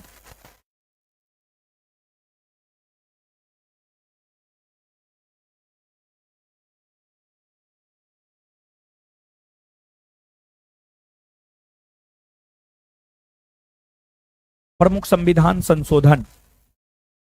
देखिए, जो 73वां संविधान संशोधन है, 73वां संविधान संशोधन हुआ वर्ष 1992 में, और इस संविधान संशोधन के तहत पंचायती राज व्यवस्था को संवैधानिक दर्जा दिया गया। पंचायती राज व्यवस्था को संवैधानिक दर्जा दिया गया, और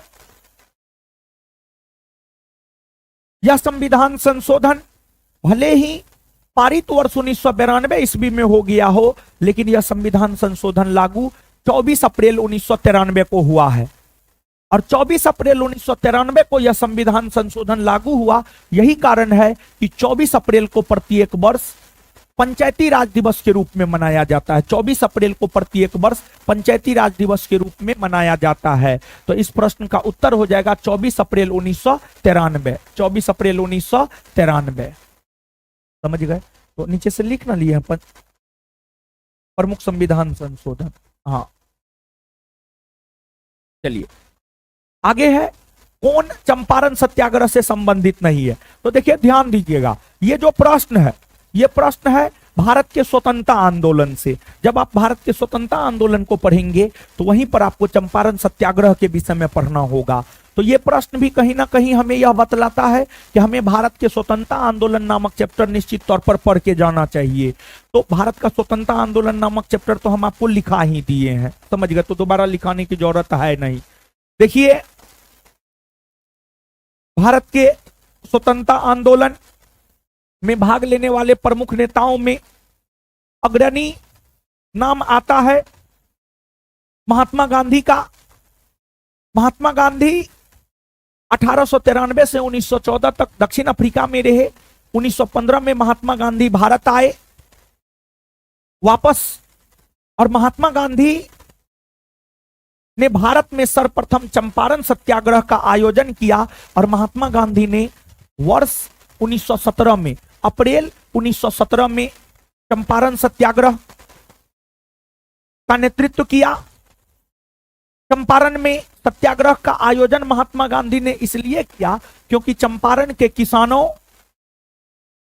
के साथ एक समस्या था, वह समस्या था तिनकठिया प्रथा।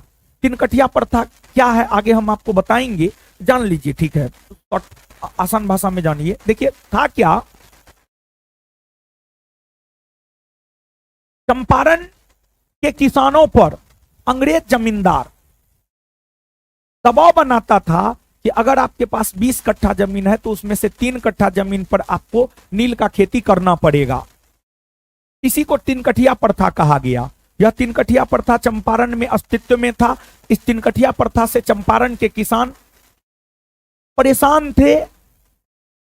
इस तिनकठिया प्रथा के जरिए चंपारण के किसानों का शोषण किया जा रहा था। चंपारण के किसानों को शोषण से बचाने के लिए महात्मा गांधी ने तथा तिनकठिया प्रथा को समाप्त करने के लिए महात्मा गांधी ने अप्रैल 1917 में चंपारण सत्याग्रह का आयोजन किया। और जब महात्मा गांधी ने चंपारण सत्याग्रह का आयोजन किया तो उनके खिलाफ षड्यंत्र हुआ, उन्हें जान से मारने का प्रयास किया गया, लेकिन उस दौरान महात्मा गांधी का जान बतक मियां ने बचाया। देखिए, एक अंग्रेज था, उसका नाम था इरविन। चंपारण सत्याग्रह के दौरान इरविन नामक अंग्रेज ने महात्मा गांधी को बात करने के लिए बुलाया और उसी क्रम में इरविन ने महात्मा गांधी को भोजन करवाने का प्रयास किया। महात्मा गांधी जब भोजन करने को तैयार नहीं हुए तो उन्हें दूध पिलाने का प्रयास किया गया और इरविन ने अपने खाना बनाने वाले नौकर बतक मियां को कहा कि आप दूध में जहर मिला दीजिए ताकि गांधी जी मर जाए। लेकिन बतक मियां भारतीय थे। बतक मियां ने इरविन के आदेश के बावजूद भी दूध में जहर नहीं मिलाया। दूध में जहर नहीं मिलाया अर्थात चंपारण सत्याग्रह के दौरान बतक मियां ने महात्मा गांधी के जान को बचाया। और जब गांधी जी चंपारण सत्याग्रह कर रहे थे चंपारण में, तो उस समय इस सत्याग्रह से अनुग्रह नारायण सिंह, इसके बाद ब्रजकिशोर प्रसाद, राजेंद्र प्रसाद, ये सभी लोग महात्मा गांधी से जुड़े, अर्थात इन सभी लोगों का संबंध चंपारण सत्याग्रह से है। ध्यान रहे कि इस दौरान जवाहरलाल नेहरू महात्मा गांधी से नहीं जुड़े थे। चंपारण सत्याग्रह का जवाहरलाल नेहरू से कोई संबंध नहीं है। समझ गए? तो इस प्रश्न का उत्तर हो जाएगा जवाहरलाल नेहरू। समझ गए? तो भारत का स्वतंत्रता आंदोलन तो लिखा ही दिए हैं। समझ गए? चलिए, सस्ते लूट मरुस्थल कहां है? देखिए, यह प्रश्न, अगर इस प्रश्न को सूक्ष्म दृष्टिकोण से देखे तो सूक्ष्म मतलब छोटे स्तर पर देखे तो यह प्रश्न हमें यह बतलाता है कि विश्व के मरुस्थल से संबंधित प्रश्न पूछे गए। लेकिन वृहद आधार पर देखें तो यहां पर हम यह कह सकते हैं विश्व के मरुस्थल से जब प्रश्न पूछे गए हैं तो विश्व के पर्वत पठार मैदान से भी प्रश्न पूछे जा सकते हैं। विश्व के झील झरना जलप्रपात से भी प्रश्न पूछे जा सकते हैं। यह प्रश्न हमें यही बतला रहा है। तो नीचे से आप लिखिएगा, विश्व के पर्वत पठार, विश्व के पर्वत पठार मरुस्थल झील जलप्रपात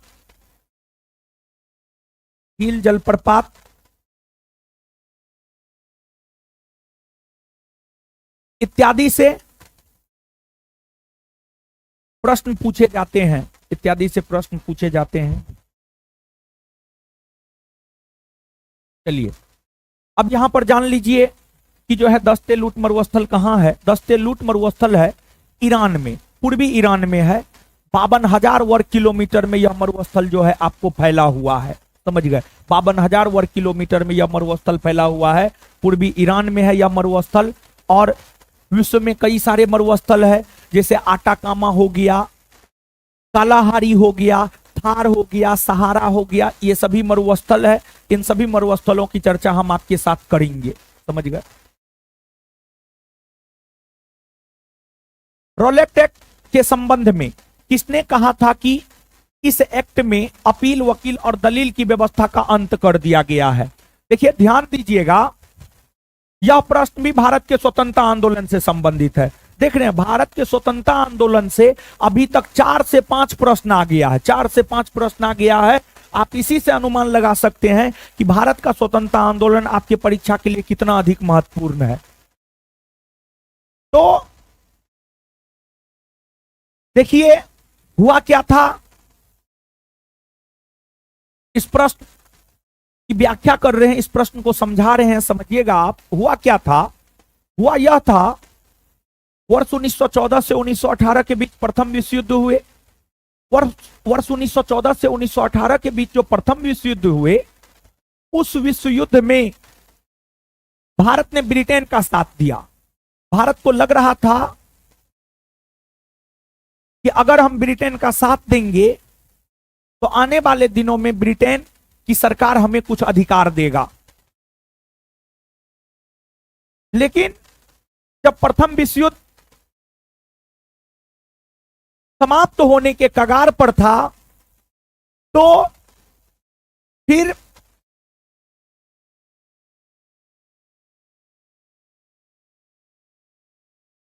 भारत के क्रांतिकारी नेताओं ने अपनी मांग उठाना शुरू किया, ब्रिटिश सरकार से अपनी मांग करना शुरू किया। तो भारत के क्रांतिकारी राजनेता जो अपनी मांग ब्रिटिशों के समक्ष रख रहे थे, उनकी आवाज को दबाने के लिए ही ब्रिटिश सरकार ने रॉलेट एक्ट कानून लाया। और इस कानून में किसी भी व्यक्ति को संदेह के आधार पर ही गिरफ्तार कर लिया जाता। मतलब अगर किसी क्रांतिकारी को लेकर ब्रिटिश सरकार को यह अंदेशा होता या शक होता कि फलना क्रांतिकारी अंग्रेजों के खिलाफ कोई काम करने जा रहा है, किसी घटना को अंजाम देने जा रहा है, तो उस शक मात्र के आधार पर उस क्रांतिकारी को गिरफ्तार कर लिया जाता था और गिरफ्तार करके बंद कमरा में मुकदमा चलाया जाता था और कम से कम 2 वर्ष की सजा दी जाती थी। कम से कम 2 वर्ष की सजा दी जाती थी। अधिक से अधिक कितना भी सजा दिया जा सकता था, लेकिन कम से कम 2 वर्ष की सजा दी जाती थी। तो यह जो एक्ट था, इस एक्ट के तहत अगर किसी को गिरफ्तार किया जाता था, ना वह अपील कर सकता था, ना दलील दे सकता था, ना वकील रख सकता था। तो इस रॉलेट एक्ट कानून को लेकर मोतीलाल नेहरू ने यह कहा कि इस एक्ट में से अपील, दलील, वकील के प्रावधान का अंत कर दिया गया है। मोतीलाल नेहरू ने यह बात कहा है। और ध्यान रहे, इस एक्ट को काला कानून की संज्ञा हमारे महात्मा गांधी जी ने दिया है। समझ गए? तो इसका आंसर हो जाएगा मोतीलाल नेहरू। सिकंदर लोदी ने बिहार का अभियान किस वर्ष किया? देखिए, बोले थे ना बिहार से संबंधित प्रश्न पूछा जाता है। मतलब इतिहास पढ़ना है, इतिहास में बिहार की घटनाओं से भी संबंधित चीजों को जानना है। अब सिकंदर लोदी सिर्फ पढ़ लिए वहां मात्र से नहीं हो जाएगा, बल्कि सिकंदर लोदी का बिहार के साथ क्या संबंध रहा है, अकबर का बिहार के साथ क्या संबंध रहा है। कुछ शासक हैं जिन्होंने बिहार का अभियान किया है, जैसे आपको अकबर ने बिहार का अभियान किया है, सिकंदर लोदी ने बिहार का अभियान किया है, गयासुद्दीन तुगलक ने बिहार का अभियान किया है। तो इन लोगों ने बिहार का अभियान कब किया है? मतलब बिहार के इतिहास को पढ़ना है, बिहार का इतिहास पढ़ना जरूरी है। भारतीय शासकों में किस शासक ने बिहार का अभियान किया? तो बिहार का इतिहास तो लिखा दिए हैं, बिहार का इतिहास लिखा है ना सिलेबस में। बिहार का इतिहास पढ़ना है। देख रहे हैं, बिहार से ही हमको लगता है तीसरा या चौथा प्रश्न है। क्या प्रश्न है? चौथा, वही तीसरा या चौथा प्रश्न है। तो देख रहे हैं 3 से 4 प्रश्न पूछा जा रहा है। आगे भी और देखिएगा तो और आपको पता चलेगा। मतलब बिहार भी पढ़ना एकदम जरूरी है। और उसमें भी अधिकतर प्रश्न आप गौर किए होंगे बिहार के इतिहास से संबंधित प्रश्न है।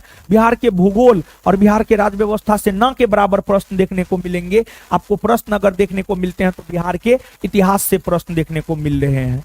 समझ गए? तो जो सिकंदर लोदी है, ये दिल्ली सल्तनत के अंतर्गत, भारतीय इतिहास में एक हम लोगों को दिल्ली सल्तनत पढ़ना होता है। दिल्ली सल्तनत के अंतर्गत 5 राजवंश के शासकों ने शासन किया था। उसमें गुलाम वंश, खिलजी वंश, तुगलक वंश, सैयद वंश, लोदी वंश। लोदी वंश में 3 शासक हुए, बहलोल लोदी, सिकंदर लोदी, इब्राहिम लोदी। उसी में आपको सिकंदर लोदी हुआ। सिकंदर लोदी का शासनकाल 1489 से 1517, 1489 से 1517 सिकंदर लोदी का शासनकाल है। और सिकंदर लोदी अपने इस शासनकाल के बीच में ही वर्ष 1504 ईस्वी में बिहार का अभियान किया। वर्ष 1504 ईस्वी में बिहार का अभियान किया। तो इस प्रश्न का उत्तर हो जाएगा 1504। तो यहां पर तो कुछ लिखना नहीं है, बिहार का इतिहास तो हम लिखवा ही दिए हैं, बिहार का इतिहास पढ़ना है। 1857 की क्रांति में पटना में विद्रोह का नेतृत्व किसने किया? देखिए, ये जो टॉपिक है ये भारत के स्वतंत्रता आंदोलन से संबंधित टॉपिक है। तो देख रहे हैं कि 5वां या 6ठा प्रश्न होगा भारत के स्वतंत्रता आंदोलन से। तो देखिए, भारत के स्वतंत्रता आंदोलन की शुरुआत 1857 के विद्रोह से हुई मानी जाती है। 1857 के विद्रोह से लेकर देश आजाद होने तक अर्थात 1947 तक जो तमाम घटनाएं घटित हुई है, वो सभी प्रकार की घटनाएं भारत के स्वतंत्रता आंदोलन के अंतर्गत ही आता है। तो 1857 से 1947 की घटनाएं जो है आपको भारत के स्वतंत्रता आंदोलन के अंतर्गत आता है। तो भारत का स्वतंत्रता आंदोलन तो हम आपको पहले लिखा ही चुके हैं। समझ गए? तो देखिए, 1857 के विद्रोह से जो प्रश्न पूछा जा रहा है, प्रश्न क्या पूछा जा रहा है? प्रश्न ये पूछा जा रहा है कहां से नेतृत्व किसने किया। तो जब इस चैप्टर को पढ़ेंगे तो ज्यादा गौर इस बात पर करेंगे, ज्यादा याद रखने का प्रयास इस बात को करेंगे कि 1857 के विद्रोह में कहां से किसने नेतृत्व किया, 1857 के विद्रोह में कहां से किसने नेतृत्व किया। क्लियर है ये बात? तो 1857 के विद्रोह का अलग अलग क्षेत्रों से अलग अलग नेताओं ने नेतृत्व किया था। जैसे बिहार के पटना से पुस्तक विक्रेता पीर अली ने नेतृत्व किया, बिहार के आरा के जगदीशपुर से कुंवर सिंह ने नेतृत्व किया, फिर जो है आपको कानपुर से नाना साहब ने नेतृत्व किया, दिल्ली से बहादुर शाह जफर ने नेतृत्व किया, लखनऊ से बेगम हजरत महल ने, झांसी और ग्वालियर से रानी लक्ष्मीबाई ने, इलाहाबाद से लियाकत अली ने, बनारस से लियाकत अली ने, फैजाबाद से मौलवी अहमदुल्ला ने, राजस्थान के कोटा से हरदयाल सिंह और जयदयाल सिंह ने, असम से मनीराम दत्त ने, ओडिशा से सुरेंद्र साई ने, हिमाचल प्रदेश से राजा महेंद्र प्रताप ने। तो अलग अलग क्षेत्रों से 1857 के विद्रोह का नेतृत्व अलग अलग नेताओं ने किया। तो इस बात को भी आपको याद रखना है। भारत का स्वतंत्रता आंदोलन के अंतर्गत ये चैप्टर आता है। तो भारत का स्वतंत्रता आंदोलन तो पहले लिखा चुके हैं, यहां पर लिखाने का जरूरत है नहीं। इस प्रश्न का उत्तर हो जाएगा पीर अली। पीर अली। इस ऑप्शन में कुंवर सिंह के विषय में बता दिए हैं, लेकिन मंगल पांडे के विषय में नहीं बताए हैं। देखिए, मंगल पांडे उत्तर प्रदेश का रहने वाला था, लेकिन ये बंगाल के 34वीं नेटिव इन्फेंट्री के सिपाही थे। ये थे उत्तर प्रदेश के, लेकिन ये बंगाल के 34वीं नेटिव इन्फेंट्री के सिपाही थे। बड़ी स्वाभिमानी थे। इन्हें पता चला कि एनफील्ड राइफल में जो कारतूस भरना होता है उसके ऊपरी खोल पर गाय और सुअर की चर्बी मिली हुई है। फिर ये खोजबीन करने लगे तो पता चला बात सत्य है। तो इन्होंने एनफील्ड राइफल को प्रयोग में लाने से इनकार कर दिया। जब इन्होंने एनफील्ड राइफल को प्रयोग में लाने से इनकार कर दिया तो इन पर दबाव बनाया गया कि नहीं, आप एनफील्ड राइफल को प्रयोग में लाइए। दबाव में आकर इन्होंने अपने से बड़े सेनाधिकारी की गोली मारकर हत्या कर दी। इन्होंने 29 मार्च 1857 को जनरल ह्यूरसन और जनरल बाग की गोली मारकर हत्या कर दी, जिस वजह से इन्हें गिरफ्तार कर लिया गया और 8 अप्रैल 1857 को इन्हें फांसी पर लटका दिया गया। और 1857 के क्रांति के एक ऐसे नेता मंगल पांडे हुए जो 1857 की क्रांति शुरू होने से पहले ही शहीद हो गए। 1857 की क्रांति शुरू हुआ है 10 मई 1857 उत्तर प्रदेश के मेरठ से, और ये शहीद हुए हैं 8 अप्रैल 1857 को। अर्थात 1857 का विद्रोह शुरू होने से पहले ही शहीद होने वाले 1857 के क्रांति के नेता है मंगल पांडे। बात समझ में आया हीरो साहब? आगे, वेनेजुएला के घास के मैदान को क्या कहते हैं? देखिए, यहां पर आप थोड़ा गौर कीजिएगा। हम आपको कल के सेशन में एक बात बोले थे कि बिहार दरोगा परीक्षा और बिहार एसएससी परीक्षा दोनों में अंतर है और दोनों में कुछ समानता भी है सिलेबस में। देखिए, बिहार दरोगा परीक्षा में विश्व के भूगोल से प्रश्न बहुत कम पूछा जाता है, 1 से 2। यहां पर देखिए, विश्व के भूगोल से प्रश्न पूछे जा रहे हैं और हमको लगता है ये दूसरा प्रश्न है। एक दस्ते लूट वाला है और एक ये है। तो विश्व के भूगोल से प्रश्न बिहार एसएससी पूछते हैं, वही बिहार दरोगा नहीं पूछता है। ये अंतर है बिहार एसएससी और बिहार दरोगा परीक्षा में। देख रहे, ये छोटा छोटा बारीक बात सब है और इसी सब चीज को समझना है। और मतलब अगर आप बिहार एसएससी का फॉर्म भरे हैं तो आपको विश्व का भूगोल भी करके जाना होगा। अगर आपने बिहार दरोगा का फॉर्म भरा है, आप विश्व का भूगोल नहीं भी करके जाते हैं तो आपको बहुत प्रभाव नहीं पड़ेगा। लेकिन अगर आप विश्व का भूगोल बिहार एसएससी की तैयारी कर रहे हैं, नहीं करके जाते हैं, तो 4-5 प्रश्न आपसे स्किप हो सकता है, आपसे छूट सकता है। समझ गए? तो ये है। तो यहां पर हम यह कह सकते हैं विश्व के प्रमुख घास के मैदान हमें पढ़ने हैं। तो नीचे से आप लिखिएगा विश्व के प्रमुख घास के मैदान।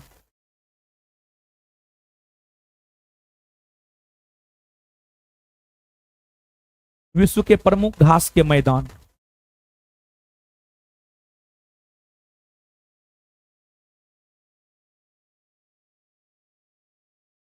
तो देखिए घास का मैदान जो है दो प्रकार का होता है, उष्णकटिबंधीय घास का मैदान, शीतोष्णकटिबंधीय घास का मैदान।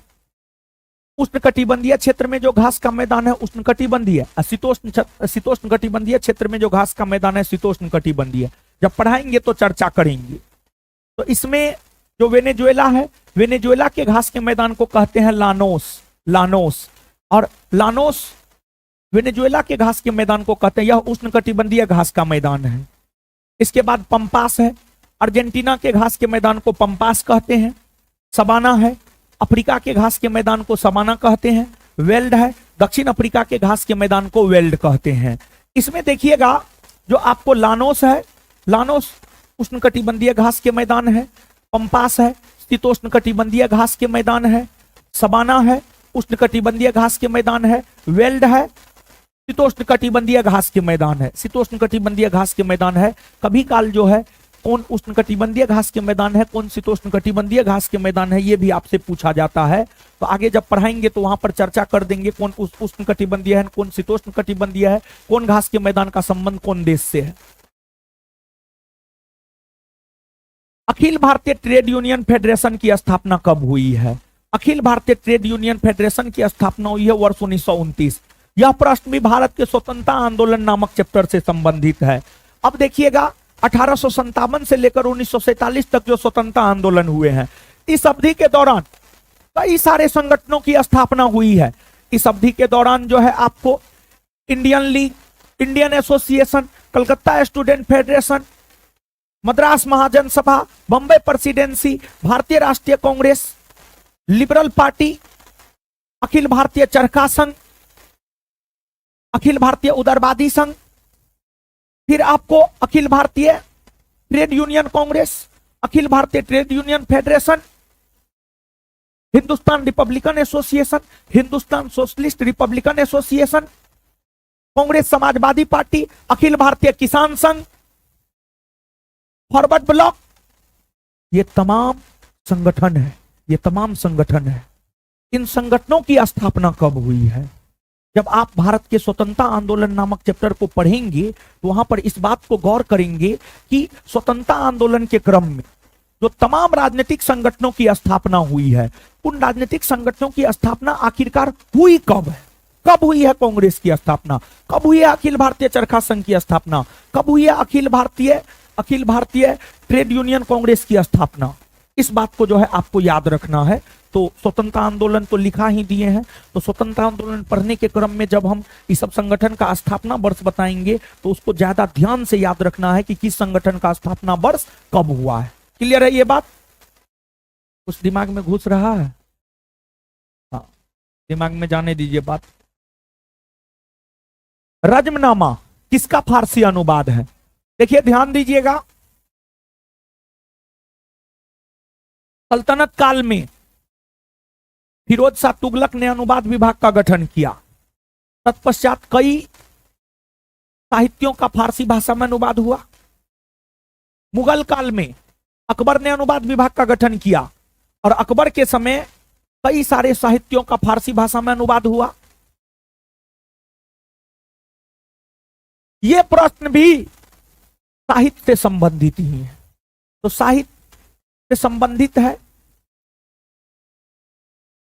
या फिर इस प्रश्न के विषय में हम यह कह सकते हैं मुगल काल से संबंधित प्रश्न है, क्योंकि मुगल काल के अंतर्गत मुगल बादशाह अकबर के द्वारा जो अनुवाद विभाग का गठन किया गया था, उस अनुवाद विभाग के अंतर्गत ही अब्दुल कादिर बदायूनी ने महाभारत का फारसी भाषा में अनुवाद किया और अब्दुल कादिर बदायूनी ने महाभारत का फारसी भाषा में अनुवाद करके उसका नाम रखा रज्मनामा।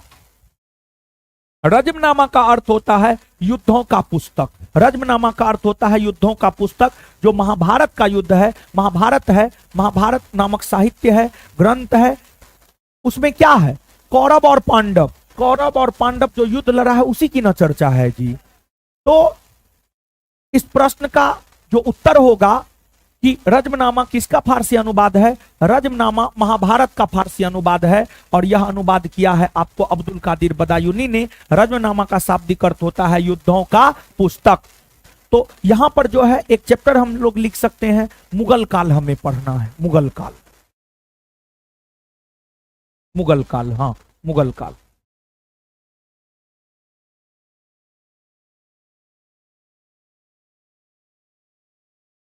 भारत के नियंत्रक सह महालेखा परीक्षक का कार्यकाल होता है।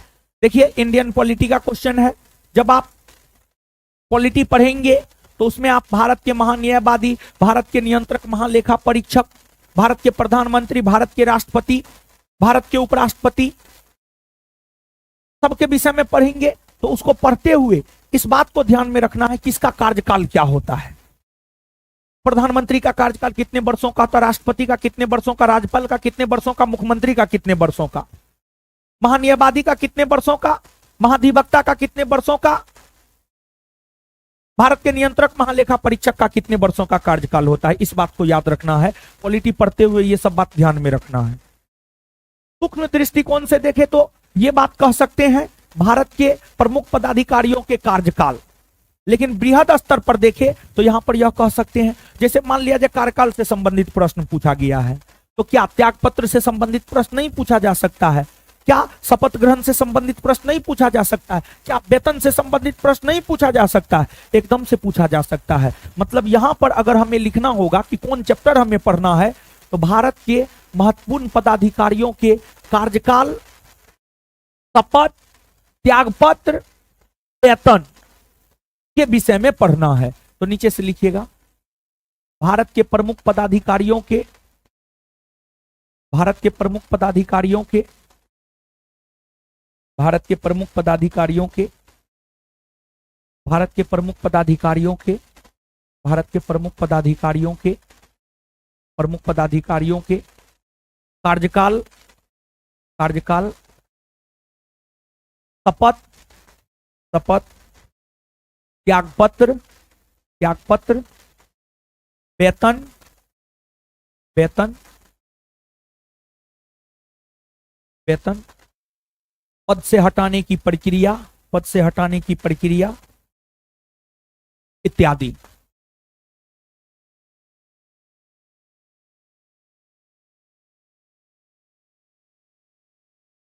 अब देखिएगा यहां पर पूछ रहा है भारत के नियंत्रक सह महालेखा परीक्षक।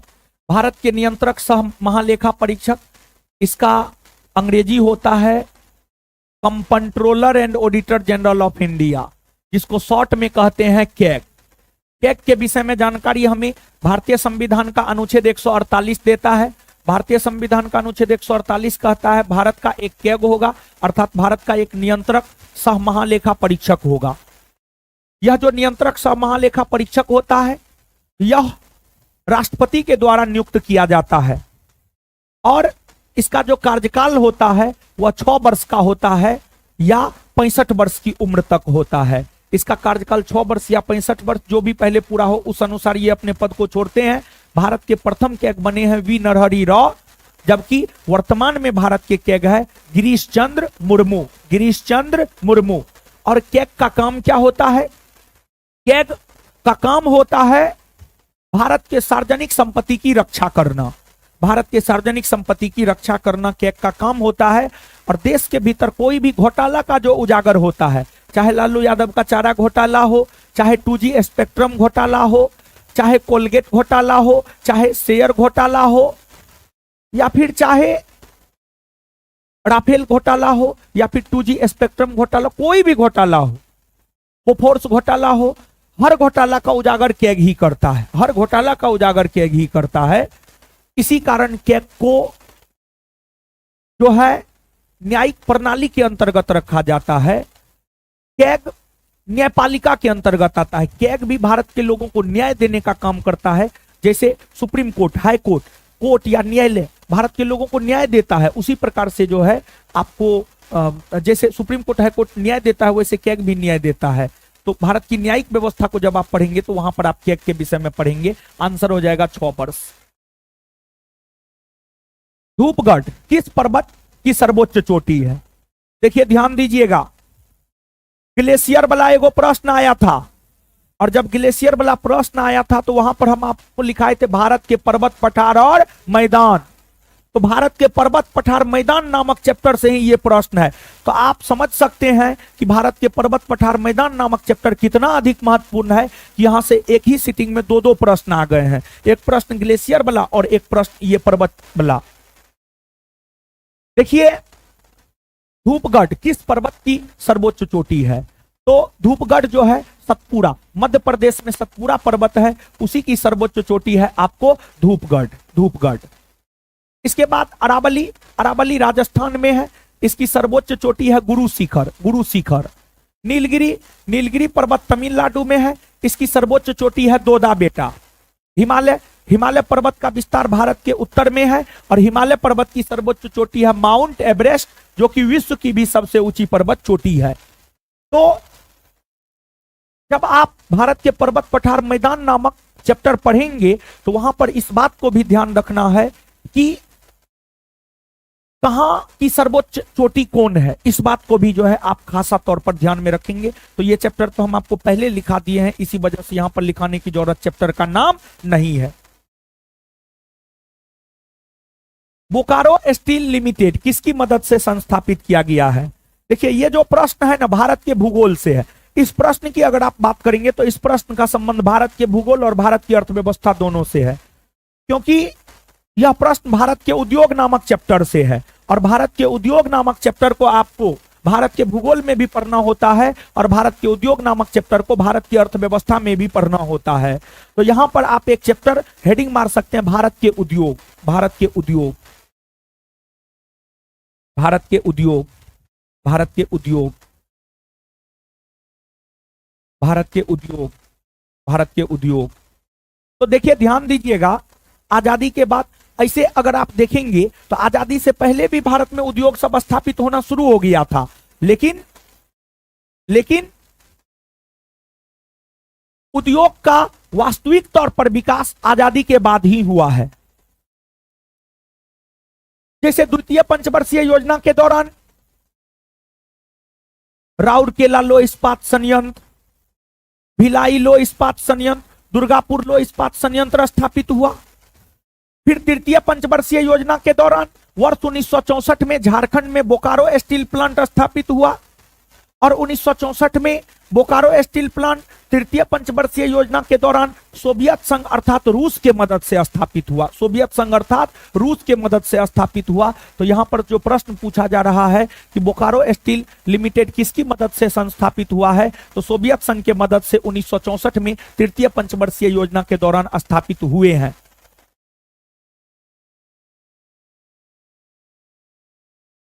फिर देखिए ये भी जो प्रश्न है, ये भी प्रश्न जो है ना साहित्य से, साहित्य से ये चौथा प्रश्न है।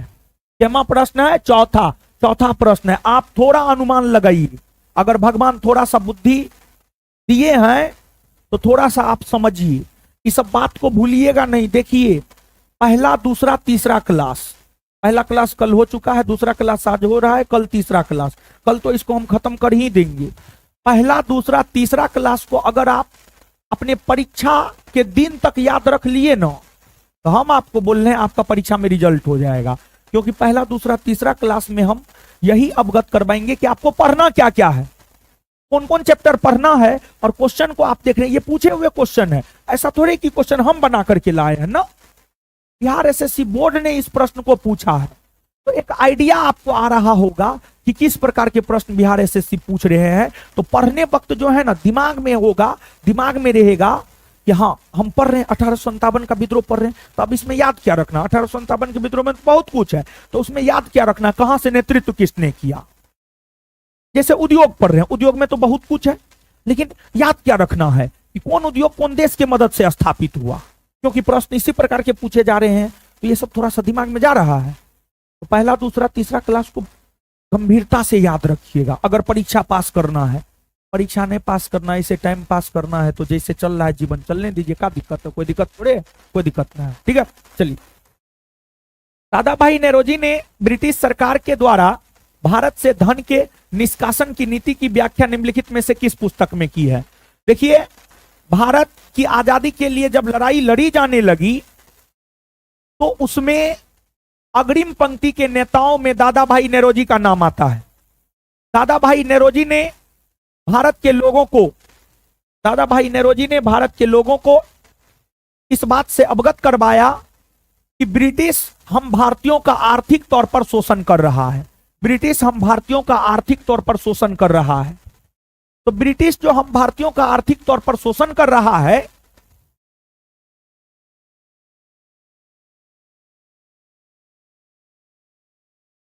उसके उजागर करने को लेकर, उसको स्पष्ट करने को लेकर दादा भाई नेरोजी ने धन के निष्कासन का सिद्धांत दिया। और धन के निष्कासन के सिद्धांत के जरिए दादा भाई नेरोजी ने यह बतलाया कि देखिए किस प्रकार से भारत का धन भारत से बाहर जा रहा है, लेकिन उससे भारतीयों को कोई मुनाफा नहीं हो रहा है। और दादा भाई नेरोजी ने भारत के लोगों को जागरूक करने के लिए एक पुस्तक की रचना की है, poverty and un British rule in India. Poverty and un British rule in India. तो जो दादा भाई नेरोजी है, इन्होंने धन के निष्कासन के सिद्धांत की व्याख्या के लिए ही poverty and un British rule in India नामक साहित्य की रचना की है। आंसर हो जाएगा बी। अस्पृश्यता के अंश संबंधी उपबंध भारतीय संविधान के किस अनुच्छेद में किए गए हैं? यह प्रश्न हमें क्या बतलाता है? यह प्रश्न हमें यह बतलाता है कि महत्वपूर्ण अनुच्छेद को हमें पढ़ के जाना है। 395 अनुच्छेद है, उसमें 200 के आसपास अनुच्छेद अगर आप करके चल जाते हैं तो हमको लगता है आपका काम क्लियर हो जाता है। तो महत्वपूर्ण अनुच्छेद से संबंधित प्रश्न आपसे आपके परीक्षा में पूछे जा सकते हैं, इसको आप याद रखिएगा। समझ गए? तो नीचे से लिखिएगा महत्वपूर्ण अनुच्छेद, महत्वपूर्ण अनुच्छेद, महत्वपूर्ण अनुच्छेद, महत्वपूर्ण अनुच्छेद। तो अस्पृश्यता के अंश संबंधी उपबंध भारतीय संविधान के किस अनुच्छेद में किए गए हैं? अस्पृश्यता के अंश संबंधी उपबंध भारतीय संविधान के अनुच्छेद 17 में। अनुच्छेद 17 में। अनुच्छेद 15 में है सामाजिक समानता, अनुच्छेद 14 में है विधि के समक्ष समानता, और अनुच्छेद 18 में है उपाधियों का अंत। शाहनामा की रचना किसने की है? पुस्तक और उसकी रचना से संबंधित प्रश्न है। क्या क्वेश्चन हो गया? पांचवा क्वेश्चन हो गया। साहित्य से 5वां क्वेश्चन हो गया। तो कुछ दिमाग में जा रहा है कि साहित्य कितना महत्वपूर्ण है बिहार एसएससी परीक्षा के लिए। एक सीटिंग में 5 गो पूछ रहा है, तो आगे आने वाले परीक्षा में क्या 2-3 गो नहीं पूछेगा, एकदम पूछेगा, 100% पूछेगा। आप देख लीजिएगा, आपका परीक्षा होगा ना, चाहे पहला सीटिंग हो, दूसरा सीटिंग हो, और तीसरा सीटिंग हो या 5वां सीटिंग हो, 2 से 3 साहित्य आपके परीक्षा में रहेगा ही रहेगा। चाहे प्राचीन कालीन साहित्य हो, आधुनिक कालीन साहित्य हो, मध्यकालीन साहित्य हो या वर्तमान साहित्य हो। ये जो है ये मध्यकालीन साहित्य है। आप जब इतिहास पढ़ेंगे तो उसमें एक महमूद गजनबी के विषय में पढ़ेंगे, एक मोहम्मद गौरी के विषय में पढ़ेंगे। तो जो महमूद गजनबी है, महमूद गजनबी के ही दरबार में जो है आपको फिरदौसी रहते थे, और फिरदौसी के द्वारा ही शाहनामा नामक साहित्य की रचना की गई थी। शाहनामा नामक साहित्य की रचना की गई थी। ये चैप्टर तो पहले लिखा चुके हैं, इसको लिखाने की जरूरत नहीं है। नील आंदोलन कहां चलाया गया? अब देखिएगा यहां पर यह प्रश्न हमें यह बतलाता है कि यह प्रश्न भी स्वतंत्रता आंदोलन से ही है, स्वतंत्रता आंदोलन से ही है। लेकिन जब अंग्रेजों ने भारत में शासन करना शुरू किया, अंग्रेजों ने अपनी नीतियों को लागू किया, तो अंग्रेजों से भारत की जनता नाराज हुई और अंग्रेजों के खिलाफ भारत के किसान, भारत के मजदूर, भारत के राजनेता, भारत के क्रांति सब आंदोलन करने लगे। उसी क्रम में भारत के किसानों के द्वारा किया गया आंदोलन नील आंदोलन है। तो ये जो चैप्टर है, ये चैप्टर हमें यह बतलाता है किसान आंदोलन, मजदूर आंदोलन, श्रमिक आंदोलन, ये सब आंदोलन से संबंधित प्रश्न जो है पूछे जाते हैं। मतलब किसान आंदोलन, मजदूर आंदोलन, इस सबको गंभीरता से लेना है। स्वतंत्रता आंदोलन जब हम लोग पढ़ेंगे तो भारत के स्वतंत्रता आंदोलन का ही ये चैप्टर, ये प्रश्न है। तो भारत का स्वतंत्रता आंदोलन तो पहले लिखा चुके हैं। तब आ जाइए आप नील आंदोलन। नील आंदोलन की अगर हम बात करें तो नील आंदोलन हुआ था बंगाल में। नील आंदोलन बंगाल में 1859-60 में, 1859-60 में बसंत बिस्वास और दिगंबर बिस्वास के नेतृत्व में हुआ था। बसंत विश्वास, सॉरी बसंत नहीं, विष्णु विश्वास और दिगंबर विश्वास के नेतृत्व में नील आंदोलन हुए थे बंगाल में 1859-60 में। अब प्रश्न यह उठता है कि नील आंदोलन क्यों हुए। देखिए, बंगाल के किसान चावल की खेती करना चाहता था, लेकिन अंग्रेज बंगाल के किसानों से जबरदस्ती नील का खेती करवाता था।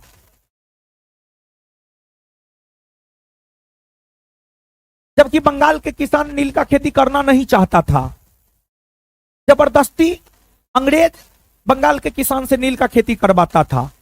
इसी के विरोध में बंगाल के किसानों ने दिगंबर विश्वास और विष्णु विश्वास के नेतृत्व में 1859-60 में जो आंदोलन किया उसी को नील आंदोलन कहा जाता है। और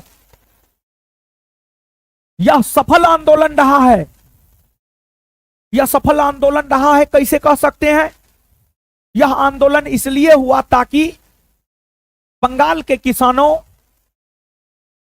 को चावल की खेती करने का अधिकार मिले, और इस आंदोलन के पश्चात बंगाल के किसानों को चावल की खेती करने का अधिकार मिला और कहा गया कि अब जो अंग्रेज दबाव बनाता था कि नील का खेती करना ही होगा, वैसा दबाव अब बंगाल के किसानों के ऊपर नहीं है। इस आंदोलन के विषय में विस्तार पूर्वक जानकारी हमें नील दर्पण नामक साहित्य से मिलती है, जिसकी रचना दीनबंधु मित्र ने किया है। नील दर्पण नामक साहित्य से मिलती है, जिसकी रचना दीनबंधु मित्र ने किया है। क्लियर है? याद रखिएगा। आंसर क्या हो जाएगा? बंगाल। नीचे से एक पॉइंट लिख लीजिएगा, किसान आंदोलन, किसान आंदोलन, किसान आंदोलन, किसान आंदोलन। स्वतंत्रता आंदोलन में ही है किसान आंदोलन, विशेष तौर पर लिखा हुआ रहेगा ना, थोड़ा ज्यादा ध्यान जाएगा कि किसान आंदोलन हमको स्किप करके नहीं जाना है। ठीक है। उत्तरी कोरिया तथा दक्षिणी कोरिया के बीच सीमा रेखा को क्या कहते हैं? देखिए, ये स्टैटिक जीके है, मिसलेनियस है या विविध है। इसको स्टैटिक जीके कह लीजिए, मिसलेनियस कह लीजिए, या विविध कह लीजिए, या फिर विश्व भूगोल का पार्ट कह लीजिए। विश्व भूगोल का भी पार्ट आप इसको मान सकते हैं। देखिए, स्टैटिक जीके कुछ नहीं है, सभी सब्जेक्ट में जो कुछ अपवाद स्वरूप चीजें हैं वही सब स्टैटिक जीके में आता है, और कुछ नहीं है स्टैटिक जीके। जैसे भारत और पाकिस्तान के बीच सीमा रेड क्लिफ रेखा बनाता है, वैसे ही अलग अलग देशों के बीच अलग अलग रेखा सीमा निर्धारित करने का काम करता है। तो उसमें जो उत्तरी कोरिया और दक्षिणी कोरिया है, उत्तरी कोरिया और दक्षिणी कोरिया के बीच सीमा रेखा को निर्धारित करता है 38वीं समानांतर रेखा। रेड क्लिफ रेखा भारत और पाकिस्तान के बीच सीमा बनाता है। 49वीं समानांतर रेखा यूएसए और कनाडा के बीच सीमा बनाता है, यूएसए और कनाडा के बीच सीमा बनाता है। 17वीं समानांतर रेखा उत्तरी वियतनाम और दक्षिणी वियतनाम के बीच सीमा बनाता है, उत्तरी वियतनाम और दक्षिणी वियतनाम के बीच सीमा बनाता है, दक्षिणी वियतनाम के बीच सीमा बनाता है, दक्षिणी वियतनाम के बीच सीमा बनाता है। समझ गए? तो यहां पर आप लिखिएगा महत्वपूर्ण सीमा रेखा, महत्वपूर्ण सीमा रेखा, महत्वपूर्ण सीमा रेखा।